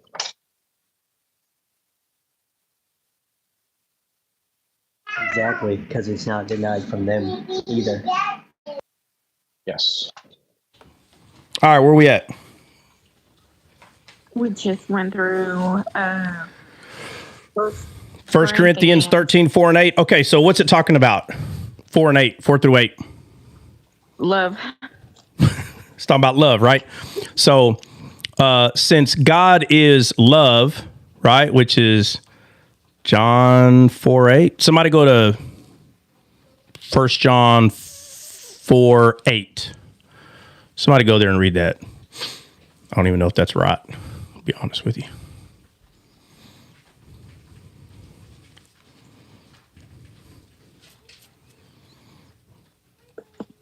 Okay, 1 John 4, 8 says, "He that loveth not knoweth not God, for God is love." Okay, say it again. He that loveth not knoweth not God, for God is love. Right. All right. So let's go back to the question that Peter asked Jesus. Somebody go to Matthew 18, 21 and 22. And what did somebody read the question that Peter asked? Then came Peter to him and said, "Lord, how oft shall my brother sin against me, and I forgive him? Till 7 times?" All right. Now, why would Peter ask that? Be honest. Be honest. Why would Peter ask that? Well, 7 means completion. No. We're not talking about spiritual. Black letters on a white page. Black letters on a white page. Why would a man ask Jesus that question? He's looking for a way out to hate. Yes, bro. Looking for the loophole. You know what he's doing? John. He's doing these people that try to put you under the law. He's doing that. That's what he's doing. That's what he's doing, man. So what? You just go do whatever you want, right? Ain't that what they say? They try. No, but isn't that what they say? Yeah. That's what they say. Oh, so what? You just going to do whatever you want? So Peter went up to Jesus. What? I mean, come on, guy. I'm just going to let them treat me however they want to. Ain't that what he's saying? That is what he's saying. Oh, yes. Are we going to be real or we're not going to be real here? Isn't that what Peter, if it was 2024, somebody be real with me, how would that person ask Jesus this question in 2024? Then came Peter to him. Why is it always Peter, though? I'm telling you. He's not the Pope. I'm telling you why it's always Peter. He was more in his flesh than everybody, dude. 100%. Right? He is a perfect example, not of a pope, but but a dope. Is what a Peter's a good example of. All right, Benny, hold on, Benny, 2024, Benny. I want you to be Benny. I'm talking about not the spiritual Benny. I want you to be the carnal Benny. Be honest, bro. Say what Peter said in 2024 terms. What would somebody tell Jesus today? Bro, how many times? Like, you just gonna keep letting? I'm supposed to just keep letting him do me like this? Yep, bro. That's that's what he's saying. When I get my revenge, dog. How I get my revenge? Yeah, when do I get to get him back? Right? If it was Medea, but if they got me, I got to get them. I don't want to get got. Yo. All right. How many times I got to get got until I can get them back from gotten me? That's what Peter is saying, bro. And just like Benny said, he's trying to figure out, when can I hate them back? How can I get them back? But Jesus understood where this question is coming from, so he made such a ridiculous. He made such a hyper grace comment that it even makes the people that preach hyper grace mad. That's how crazy of an answer Jesus gave. He says, so somebody read it verbatim, the way Jesus put it, the answer. Jesus saith unto him, I say not unto thee until 7 times, but until 70 times 7. All right, so 2024, Benny gave the Peter question. 2024, Jesus answer, for those that are mute, dumb, and ugly, the answer would have been 7. Nah, homeboy. You forgive them forever. That's pretty much what he would have said. You forgive them every time. Every time, bro. But the reason why Jesus said 70 times 7, 70 times, is it 7 or 70? 70 times 70, I think, right? 70 times 7. Oh, is it 7? Okay, I have a whole study on that. But when you go back and look at the way Jesus answered him, there's things in the Old Testament that I don't think. Have we ever went over 70 times 7? Have we ever went over that? Yeah. We haven't gone over that specifically. Okay, maybe Christian, maybe you haven't heard it. But I'm sure. At least in my time. Yeah, I'm sure maybe we'll go over it again. But remember, when Jesus answered people, he was always thinking about what he's already written in the Old Testament, or what he's already authored. Okay, that's another thing. Don't forget, Jesus didn't just give answers just to appease a question. He gave the answer that is going to point you back to the Old Testament. That's what he did. Yeah, lessons. Like he was always trying to make a lesson out of something, right? But it was because he was doing it out of his heart, not because he was trying to be annoying, right? All right, so 1 Corinthians 13, 4 through 8 is talking about what again? Love, right? Hello? Yes, charity. Yeah. All right, and so 1 John 4, 8, somebody read 1 John 4, 8 again. He that loveth not knoweth not God, for God is love. Amen. Right. So we know that these disciples really don't know God. They don't. Peter didn't know God. If he did, he wouldn't have asked it. He would have been trying to figure out how to get away by not loving somebody. He didn't know God. But again, that's why Jesus came, because nobody knew God. It was an issue, right? Now let's read this passage again. So Christian, read this. Read 1 John 4, 8. And I want you to substitute the word God for love. 1 John 4, 8. Got it. He that loveth not knoweth not love, for love is love. Yeah. I don't think that's what you just told me to say. Yeah, that's exactly what I told you to say. Do it again. Read it again and substitute the word God for love. Read it again and listen. Just listen real carefully. All right. I think they're trying to get me with a soundbite here or something. No. He that loveth not knoweth not love, for love is love. Yeah. I know it sounds funny, but if you read that to yourself like that over and over and over, you'll know 100% that what Jesus is telling Peter, The reason you're asking me what you're asking is because you don't know what love is, Peter. That's what he's saying.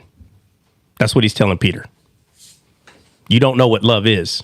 Somebody tell me what love is. What is love? God. Well, Love. Yeah. Love is love. But explain it. Explain it. Explain what love is. What is it? I just read it. Love is kind, gentle. Okay, that's true. All right. What else? What is without giving the spirits the nine Love is patient. Yeah, Love instead is of instead of kind, giving love the is fruit not jealous. instead of giving the fruits of love, explain it in a different way. What is love? What is it? Selfless forgiveness. All right. Selfless. Okay, selfless. That's a perfect way to put it. Love is selfless. Okay. So, in order to show love and the way that Benny explained it, selfless, your flesh says that some type of person doesn't deserve love. What type of person doesn't deserve love according to your flesh? Your enemies. Okay, an enemy, right? But love is the one that gives it to them anyway. That's what love is. Selfless. Yeah, Jesus loved us when our flesh is the enemy of God. Right. So that means the only time love is true is when it's given to someone who doesn't deserve it. So if you have a child, right? CJ's got kids. CJ, you there? Blessed and highly favored, amen. CJ's not there. Benny got kids. Benny, you got kids, right? Yes, I'm here. Like he's been got kids. I'm here. Oh, okay. I'm here. So CJ, Benny, and Hulk, I'll just use them three. All three of them got kids. So what I'm about to say is going to be radical, and they're going to be mad at me, but I don't care. It's going to hurt their flesh. Oh, of course it is, right? So isn't it easy to love your kid, your child? Isn't that easy? Right? Oh, yes. Okay. So believe it or not, and I hate to say it, that's not love. The way you treat your kid, I love them, this is my kid, bro, that's not love. Nope. Love is when someone hurts your kid and you love them. That's the first time you've used love, right there. Even though you think you've been using love 5, 10, 15 years, however old your kid is, that's not love. It's not. Love is when your flesh says, hey, don't love them. Let me ask you this. I'm not talking about when your kids get on your nerves. Do you ever say to yourself, man, I really don't love them, but I have to? And I'm not talking about when they get on your nerves. I'm being for real. Let me be honest. I'm talking to CJ, Benny, and Hulk. Are you ever tempted not to love your kids? Yeah. Not at all. No, you're not, CJ. I literally just said, okay, here we go. CJ, you want to play the game? All right. When are you tempted not to love your kids, bro? I was kidding. I know. That's why I got the kidding out the way, because I was trying to be serious. So without all the games, though, right? Are you ever tempted not to love your kids? Truly? No. Let me ask you this. How come your flesh doesn't tempt you to not love your kids? Because I have love inside. Well, it's because they're kids. It's because they're your kids. That's why. See, your flesh, when it comes to something that you're really trying to care about, you're not going to let your flesh tempt you to not love them. But let me ask you this. Is it easy for your flesh to tempt you not to love a stranger? Yes. Yeah. I was tempted today, for sure, on the lie. Tempted to what? Mm-hmm.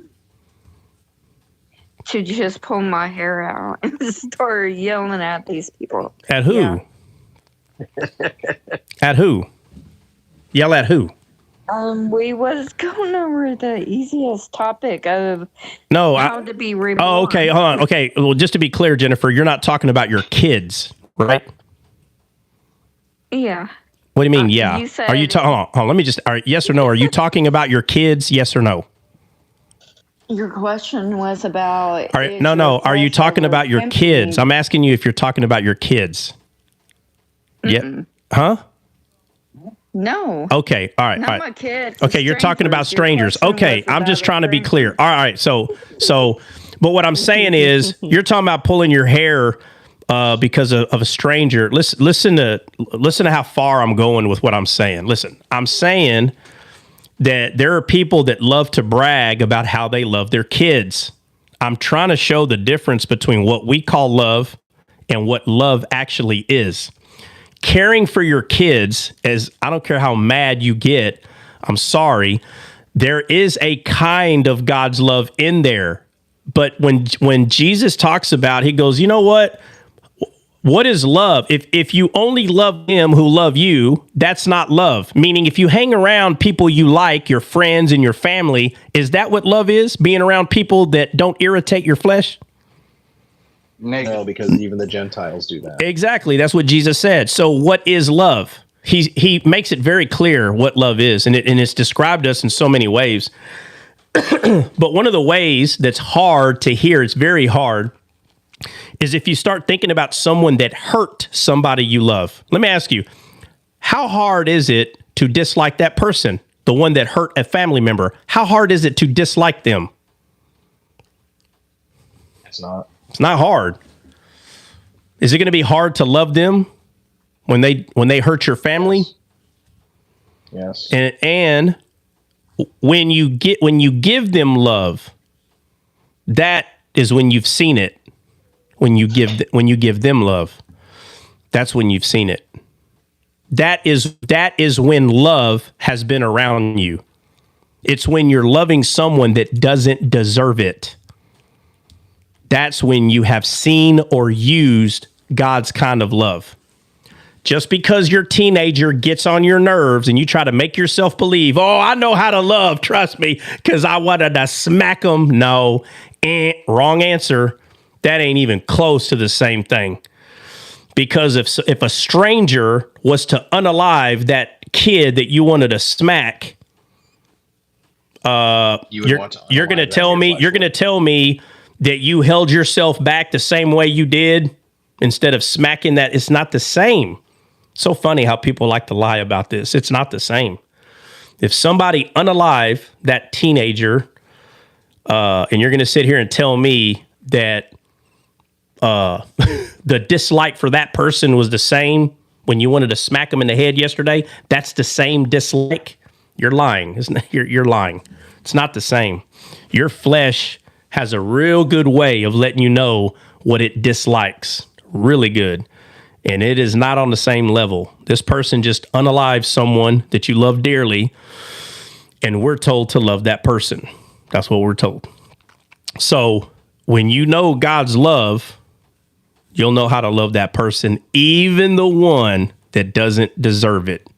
They do not deserve love. That's what you will be tempted. They don't deserve love. They deserve hell.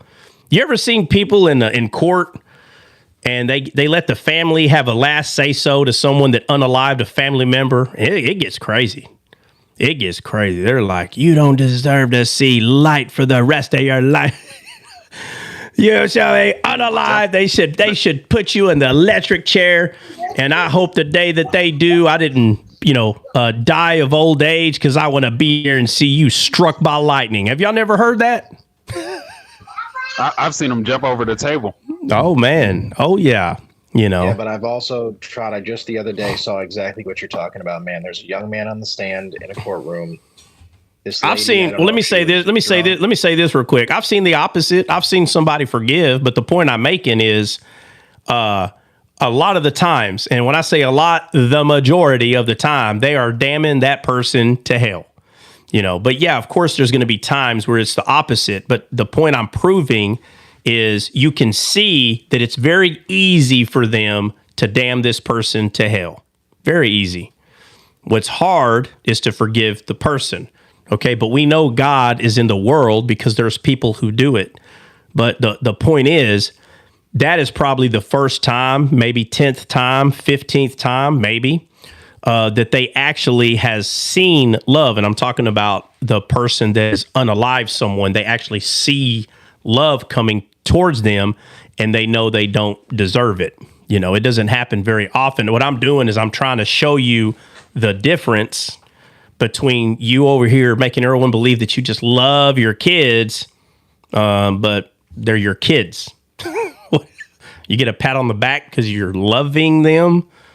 So, so if you feed them twice, you're doing them a favor or what? It's crazy. Parents, if they feed you and give you a house, a roof over your head, you owe them a gratitude. Well, you should have known that, you're supposed to treat them better than you do your dog, right? They're supposed to have a bed and a roof. If not, don't have one then. Don't have a kid if you don't know that that's normal, that they're supposed to have security. That's a normal thing. It's crazy how parents are like, you know what? I've given you everything. And you ask them, what are you claiming you've given them? For 15, let's say 18 years, they're adults and they want to move out of the house, And then you'll see some parents, I can't believe you want to leave for 18 years. And they literally describe the bare necessities. I fed you. I gave you a roof over your head. You didn't have to pay bills. They were 8. How are they going to pay bills at 8? It's ridiculous what people say to their kids when they finally decide to move out. They bring up the most ridiculous thing. It's like, well, if you wouldn't have fed them at 8, who was supposed to feed them? Well, they get mad. It don't matter. Yes, it does matter. The heck's wrong with you? Why are you even saying that? It's crazy what people let come out of their mouth when they're mad. We've all done it. Gave you Huh? I gave you a bed. I gave you this. Yeah, well, the bed had bed bugs in it. There was a hole in my wall, and there was a raccoon that slept underneath my mattress. Well, I'm not talking about the bed being perfect, the house being perfect. I'm not talking about that. I'm talking about the fact. It up before, that's why I said that. Yeah, but I'm talking about the fact that they name these things like they're additives. It's ridiculous. They're supposed to have a bed. You're supposed to have these things. Let me say, it's only a select few that show. It's only a select few that show what you are teaching, Trot. Are you talking about like that go over this, or maybe that's what they mean? Yeah. Anyway, I'm saying all this because we're talking about what's all. Listen, guys, this is all going back to spirit, soul, and body. Okay. Galatians 2:20 is telling you who is crucified. Who is crucified with Christ? We are crucified with Christ. So then that means Christ lives in us. And that means by faith, that's what we live by now. Correct? That's what we live by. That's what Galatians 2:20 is telling us, that we live by Christ now, not by your flesh, not by your spirit, because the Bible is telling us that has been crucified. So if something's been crucified, how can you use that to live? Huh? How can you live by something that is crucified? You can no longer live by that. So what we do is we live by the newness of life that is in the inside of us, which is the Spirit of Christ that lives on the inside of us. And by faith, we live by that, by faith. So I'm talking about all this love because it's just so funny to me that Peter, right? This is before Christ was crucified. Peter, being 100,000% always in his flesh, was always boasting about how much he loves Jesus, always. Multiple times, failed every time, but boasted about it. And then they start talking about forgiveness and love. And Peter's like, man, hold up, bro. How many times am I supposed to forgive? And you can tell that Jesus is telling Peter, you don't know what love is. That's the problem. That's your issue. You don't know what love is. This goes all the way back to 1 John 4:8. You do not know what love is. That's the problem. So 70 times 7, Peter, that's how many times? Like, so dramatic, Jesus went to this dramatic, because he wanted Peter to sit there. Well, 7 times 7 is 49. Add the 0, that's 490. 490? Now, why would he tell me to? I mean, just because of how Peter was, he had Peter doing mathematical equations for a minute in his head. He's like, well, so if I have 7 boats of fish, that'd be 40 and 7 times, be 49, be 490 boats of fish. I mean, I don't know what method he was using. If I had 7 crappie and 7 bass and 7, I don't know what he was doing in his head, but Jesus was making the point to be very radical in what he was saying. And we say there's in the Old Testament, there's a couple things you can put together to get that 490 number too. I ask you because you cut out or I walked away when you said, and it was significant that Jesus, out of all the numbers he could have chose, he chose 70 and 7. Can you just quick recap on that? Okay, because Peter's the one that's brought up the 7, right? Peter said how many times? 7 times? So he kept the 7, but he used the number 70 and said 70 times the number you gave me, 7. It's because 70 is the number of wisdom in the Bible. It says that they dwelt by 70 palm trees. Right, there's an area that talks about that, and there's some other ones. But I'm saying if we were to go over how the Bible explains to us palm trees and the number 70, you'd be astonished that Jesus chose that number to answer his question. So Jesus never just answers a question without there being some amazing thing that's already happened in the Old Testament, and he brings it to light.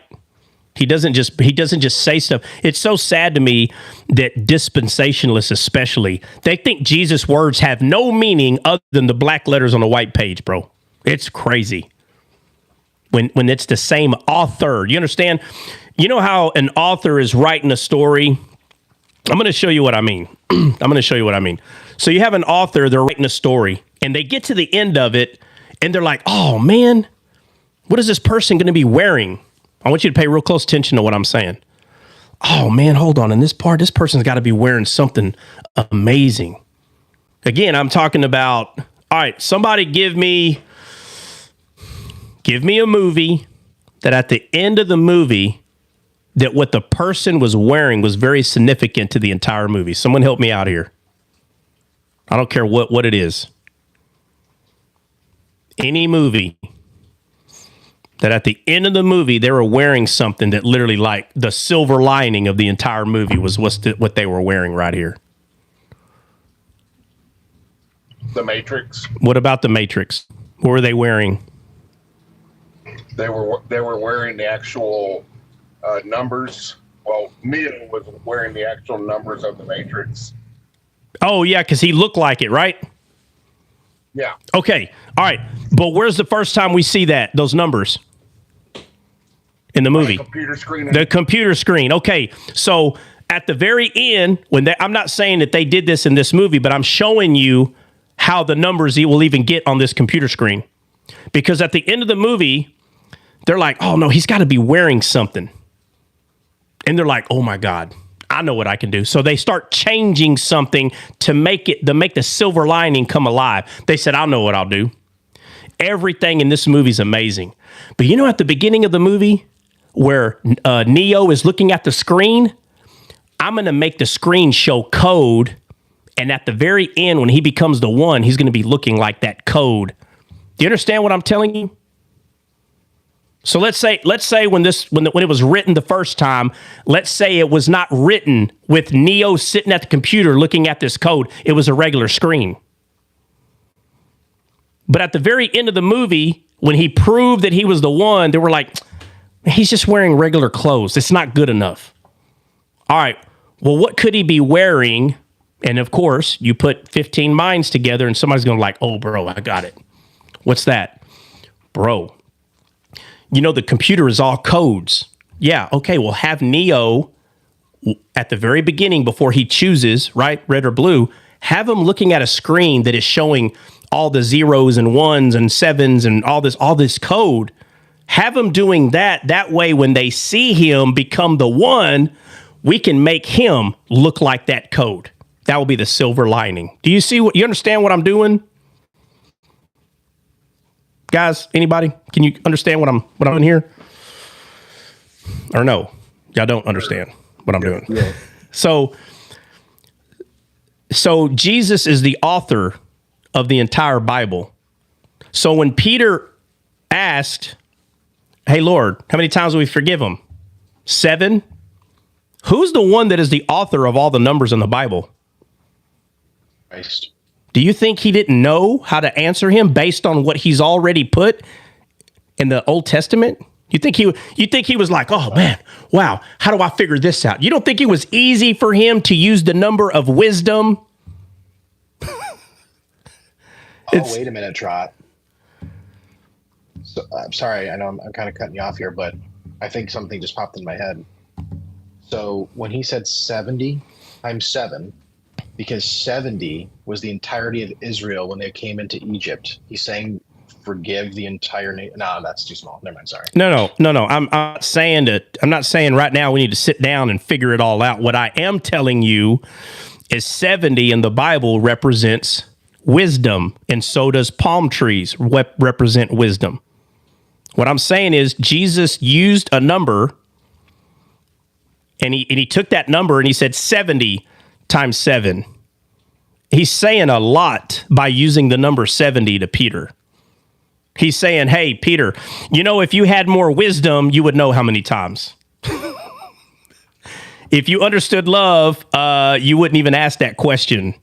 So let me use the number in the Old Testament that is a number and at the same time means something very significant, which is wisdom. So 70 times 70 or 70 times 7, Peter.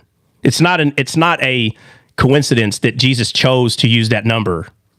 It's not a coincidence. So I know it sounds kind of funny what I am saying, but the author is always looking for silver lining. Always. And Jesus is the master of doing it, bro. He's the master. So Jesus just didn't pick a number. It was very significant. The thing that looks insignificant, I'm telling you, is the most significant thing. So in this part right here, where Peter's like, how many times? 7? No, 70 times. So black letters on a white page. People are like, I wonder why he said 70. Well, he's just saying a lot. Well, yeah, first off, obviously 490 times is a lot, but he's not saying after 490. So the 491st time that they come against you, you could be mean to them, Peter. That's not the point that Jesus is making. He's using the number of wisdom. And he's saying every time that someone wrongs you, if you use wisdom, you'll know what to do. And what is wisdom going to tell you to do? Love them anyways. Forgive them. Yes. It's going to tell them. It's going to forgive. Love them anyways. That's what wisdom's going to tell you. So he uses the number 70 against the number 7 that he's bringing up, even though 7 is God's number. But he's like, how many times? 7 times? He's like, I'll tell you what, 70 times 70. But what is 70? Wisdom. So anytime you're being led by your flesh to not forgive, use wisdom. I'm going to trust that wisdom's going to tell you the right thing. And after Peter was filled with the Holy Spirit, that's when he spoke a sermon that saved 3,000 people. But it was only because now he has the love of God in him now, right? He's completely changed, the dude, right? All right, so let's see.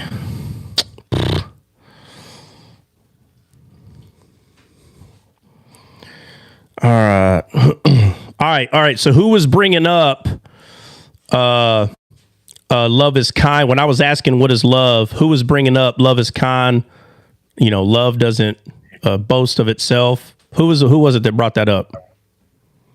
I said it, but Benny was reading it. Okay, so somebody pull up that verse, and we'll end it with that because that's where I'm going to end it for the day. Hold on, meow. What'd you say, meow? So 70, meow, 70. 70 in the Old Testament represent wisdom. And it doesn't just represent wisdom, but it does. And there's other things that in context, you can see what it means. But the number 7 is the number, is God's number, which is perfection. Amen. Or completion and perfection, both, actually. Okay, who's got it? Who's got the verse that talks about love is kind? Benny. Oh, yeah, Benny. You got it, Benny, or you want someone else to read it? Benny. All right, someone else pull up, and if he finds it, I can read it. Okay, read it then. All right. Though I speak. Give me a second. I just gotta. Okay, here we go.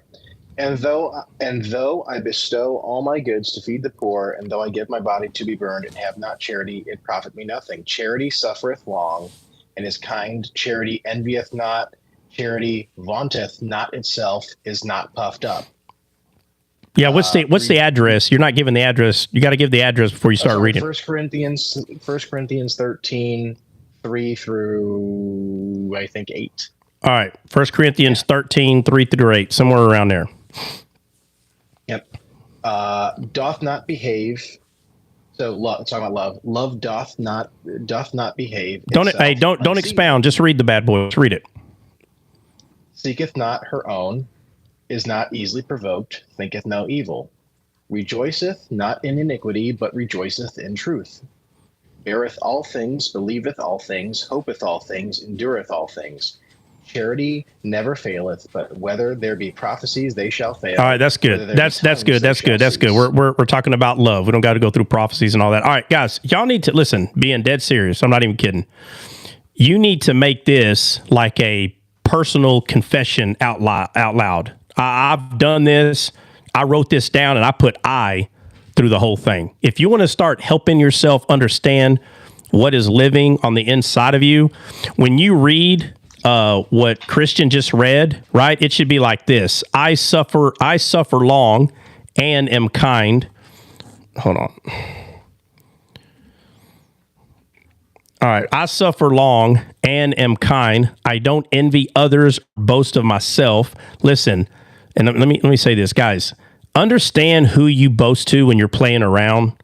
There are people that call themselves Christians, and if you're boasting in a playing way, they'll just use that and lie to everybody and say, look, he's a boaster. Look,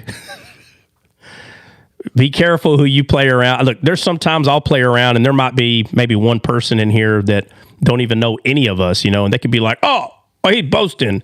Look, I'm telling you right now, if you walk on eggshells as you're a Christian, you'll never be able to make a disciple. While you're being yourself, the love and grace of God will carry you through this journey. You don't have to worry about being perfect. It is not about walking on eggshells. Don't worry about that. Okay?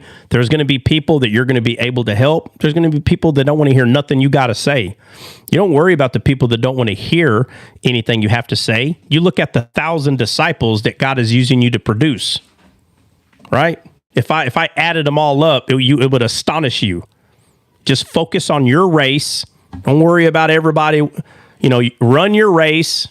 Don't be an imbecile and run up the stands to argue with every spectator. It makes no sense.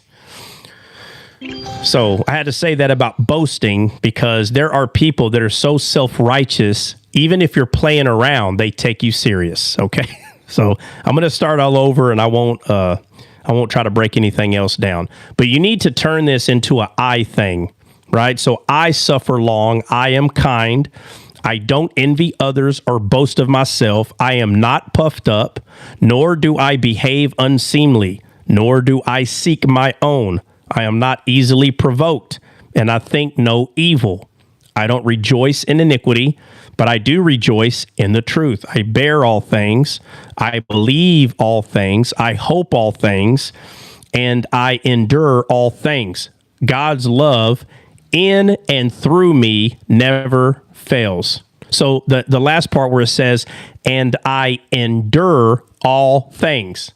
That doesn't say I endure some things. It says I endure all things. And how do you endure it? The way you endure all things is by trusting the word that lives on the inside of you that says, I have a peace that surpasses all understanding. You already have it. You just have to start learning how to use it, right? Christ tells us to fear not, count it all joy. This attitude of what's already living on the inside of you, that is how you endure all things. You endure it because you're not supposed to live in fear. You're not supposed to worry. You're supposed to count all things joy. Count all joy, it says, right? And remind yourself that no matter what circumstance that you're in, God has already thought of 1,000 ways that you couldn't think of if you tried. When you're looking at God in that kind of a way, the fear of the Lord, the true meaning of the fear of the Lord, which is God is awesome and you are not, when you start looking at him in true reverence fear, you will say this to yourself this way. You 100% would say that I suffereth long and I am kind. I don't envy others. You will turn this into an I statement, and you will see God in a way like he will become your hero. And I'm telling you, when you turn God into your hero instead of into your Thor, right? Like a comic book character, you will move from having an attitude that God is a God, and now you'll start seeing yourself as more of a sonship, and once you can see him as Abba Father, and that you're a son or daughter, but son just means mankind. Okay, it's not saying that you're not a daughter or anything, but when you can turn God into your hero, he'll be more your dad than he will a comic book character. And instead of the fear of the Lord, meaning that you're afraid of him, you'll understand the fear is talking about reverence, kind of like how your child automatically knows that they're going to get food from you. Your kid does not disrespect you because your kid smacks you on the side and says, hey. Your kid's not disrespecting. They reverent you. They know that that's where you get it from. And talking about food, if I don't feed my heifer, I'm going to be mooing a bad rockabye. Right. What? It just goes right back to Luke 18 and Luke 11, right?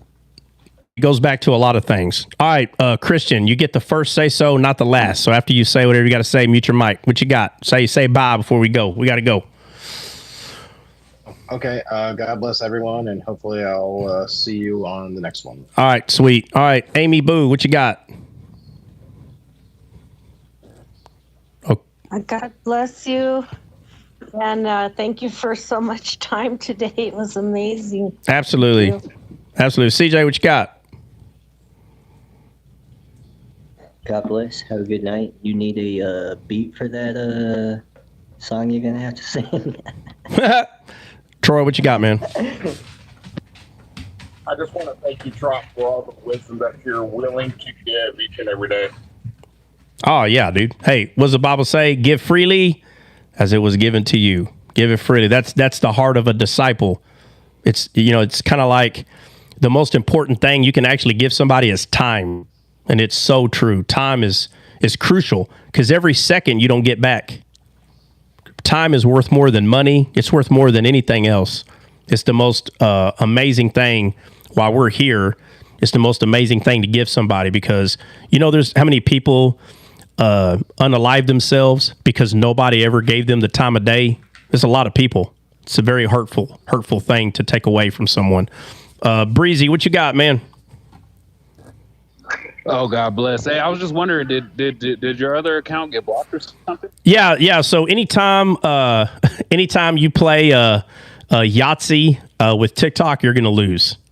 We'll just put it that way. So yeah, there's gonna be a few days they'll kind of stop you from going live, but we'll just use a different account. So it's no big deal. Jordan, what you got?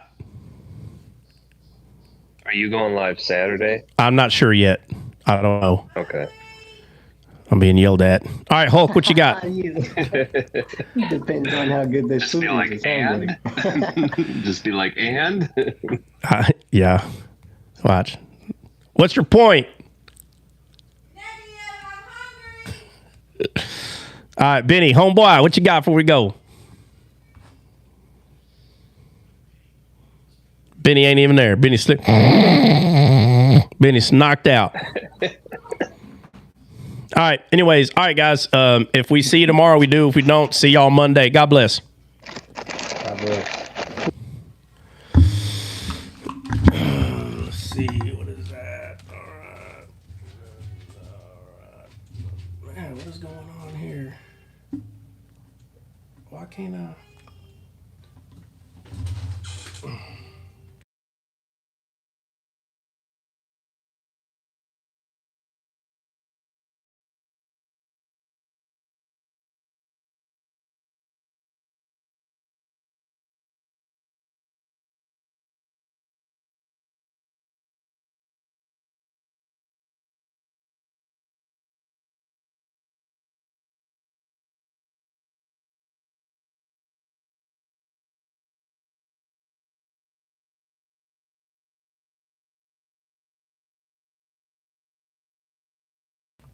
Yeah, Danette, I'm trying to send. Let me see. This is the first time. So.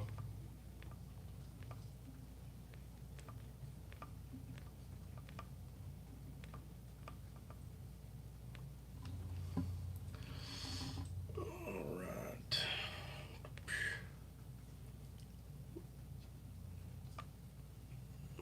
All right, guys. God bless. We'll see y'all.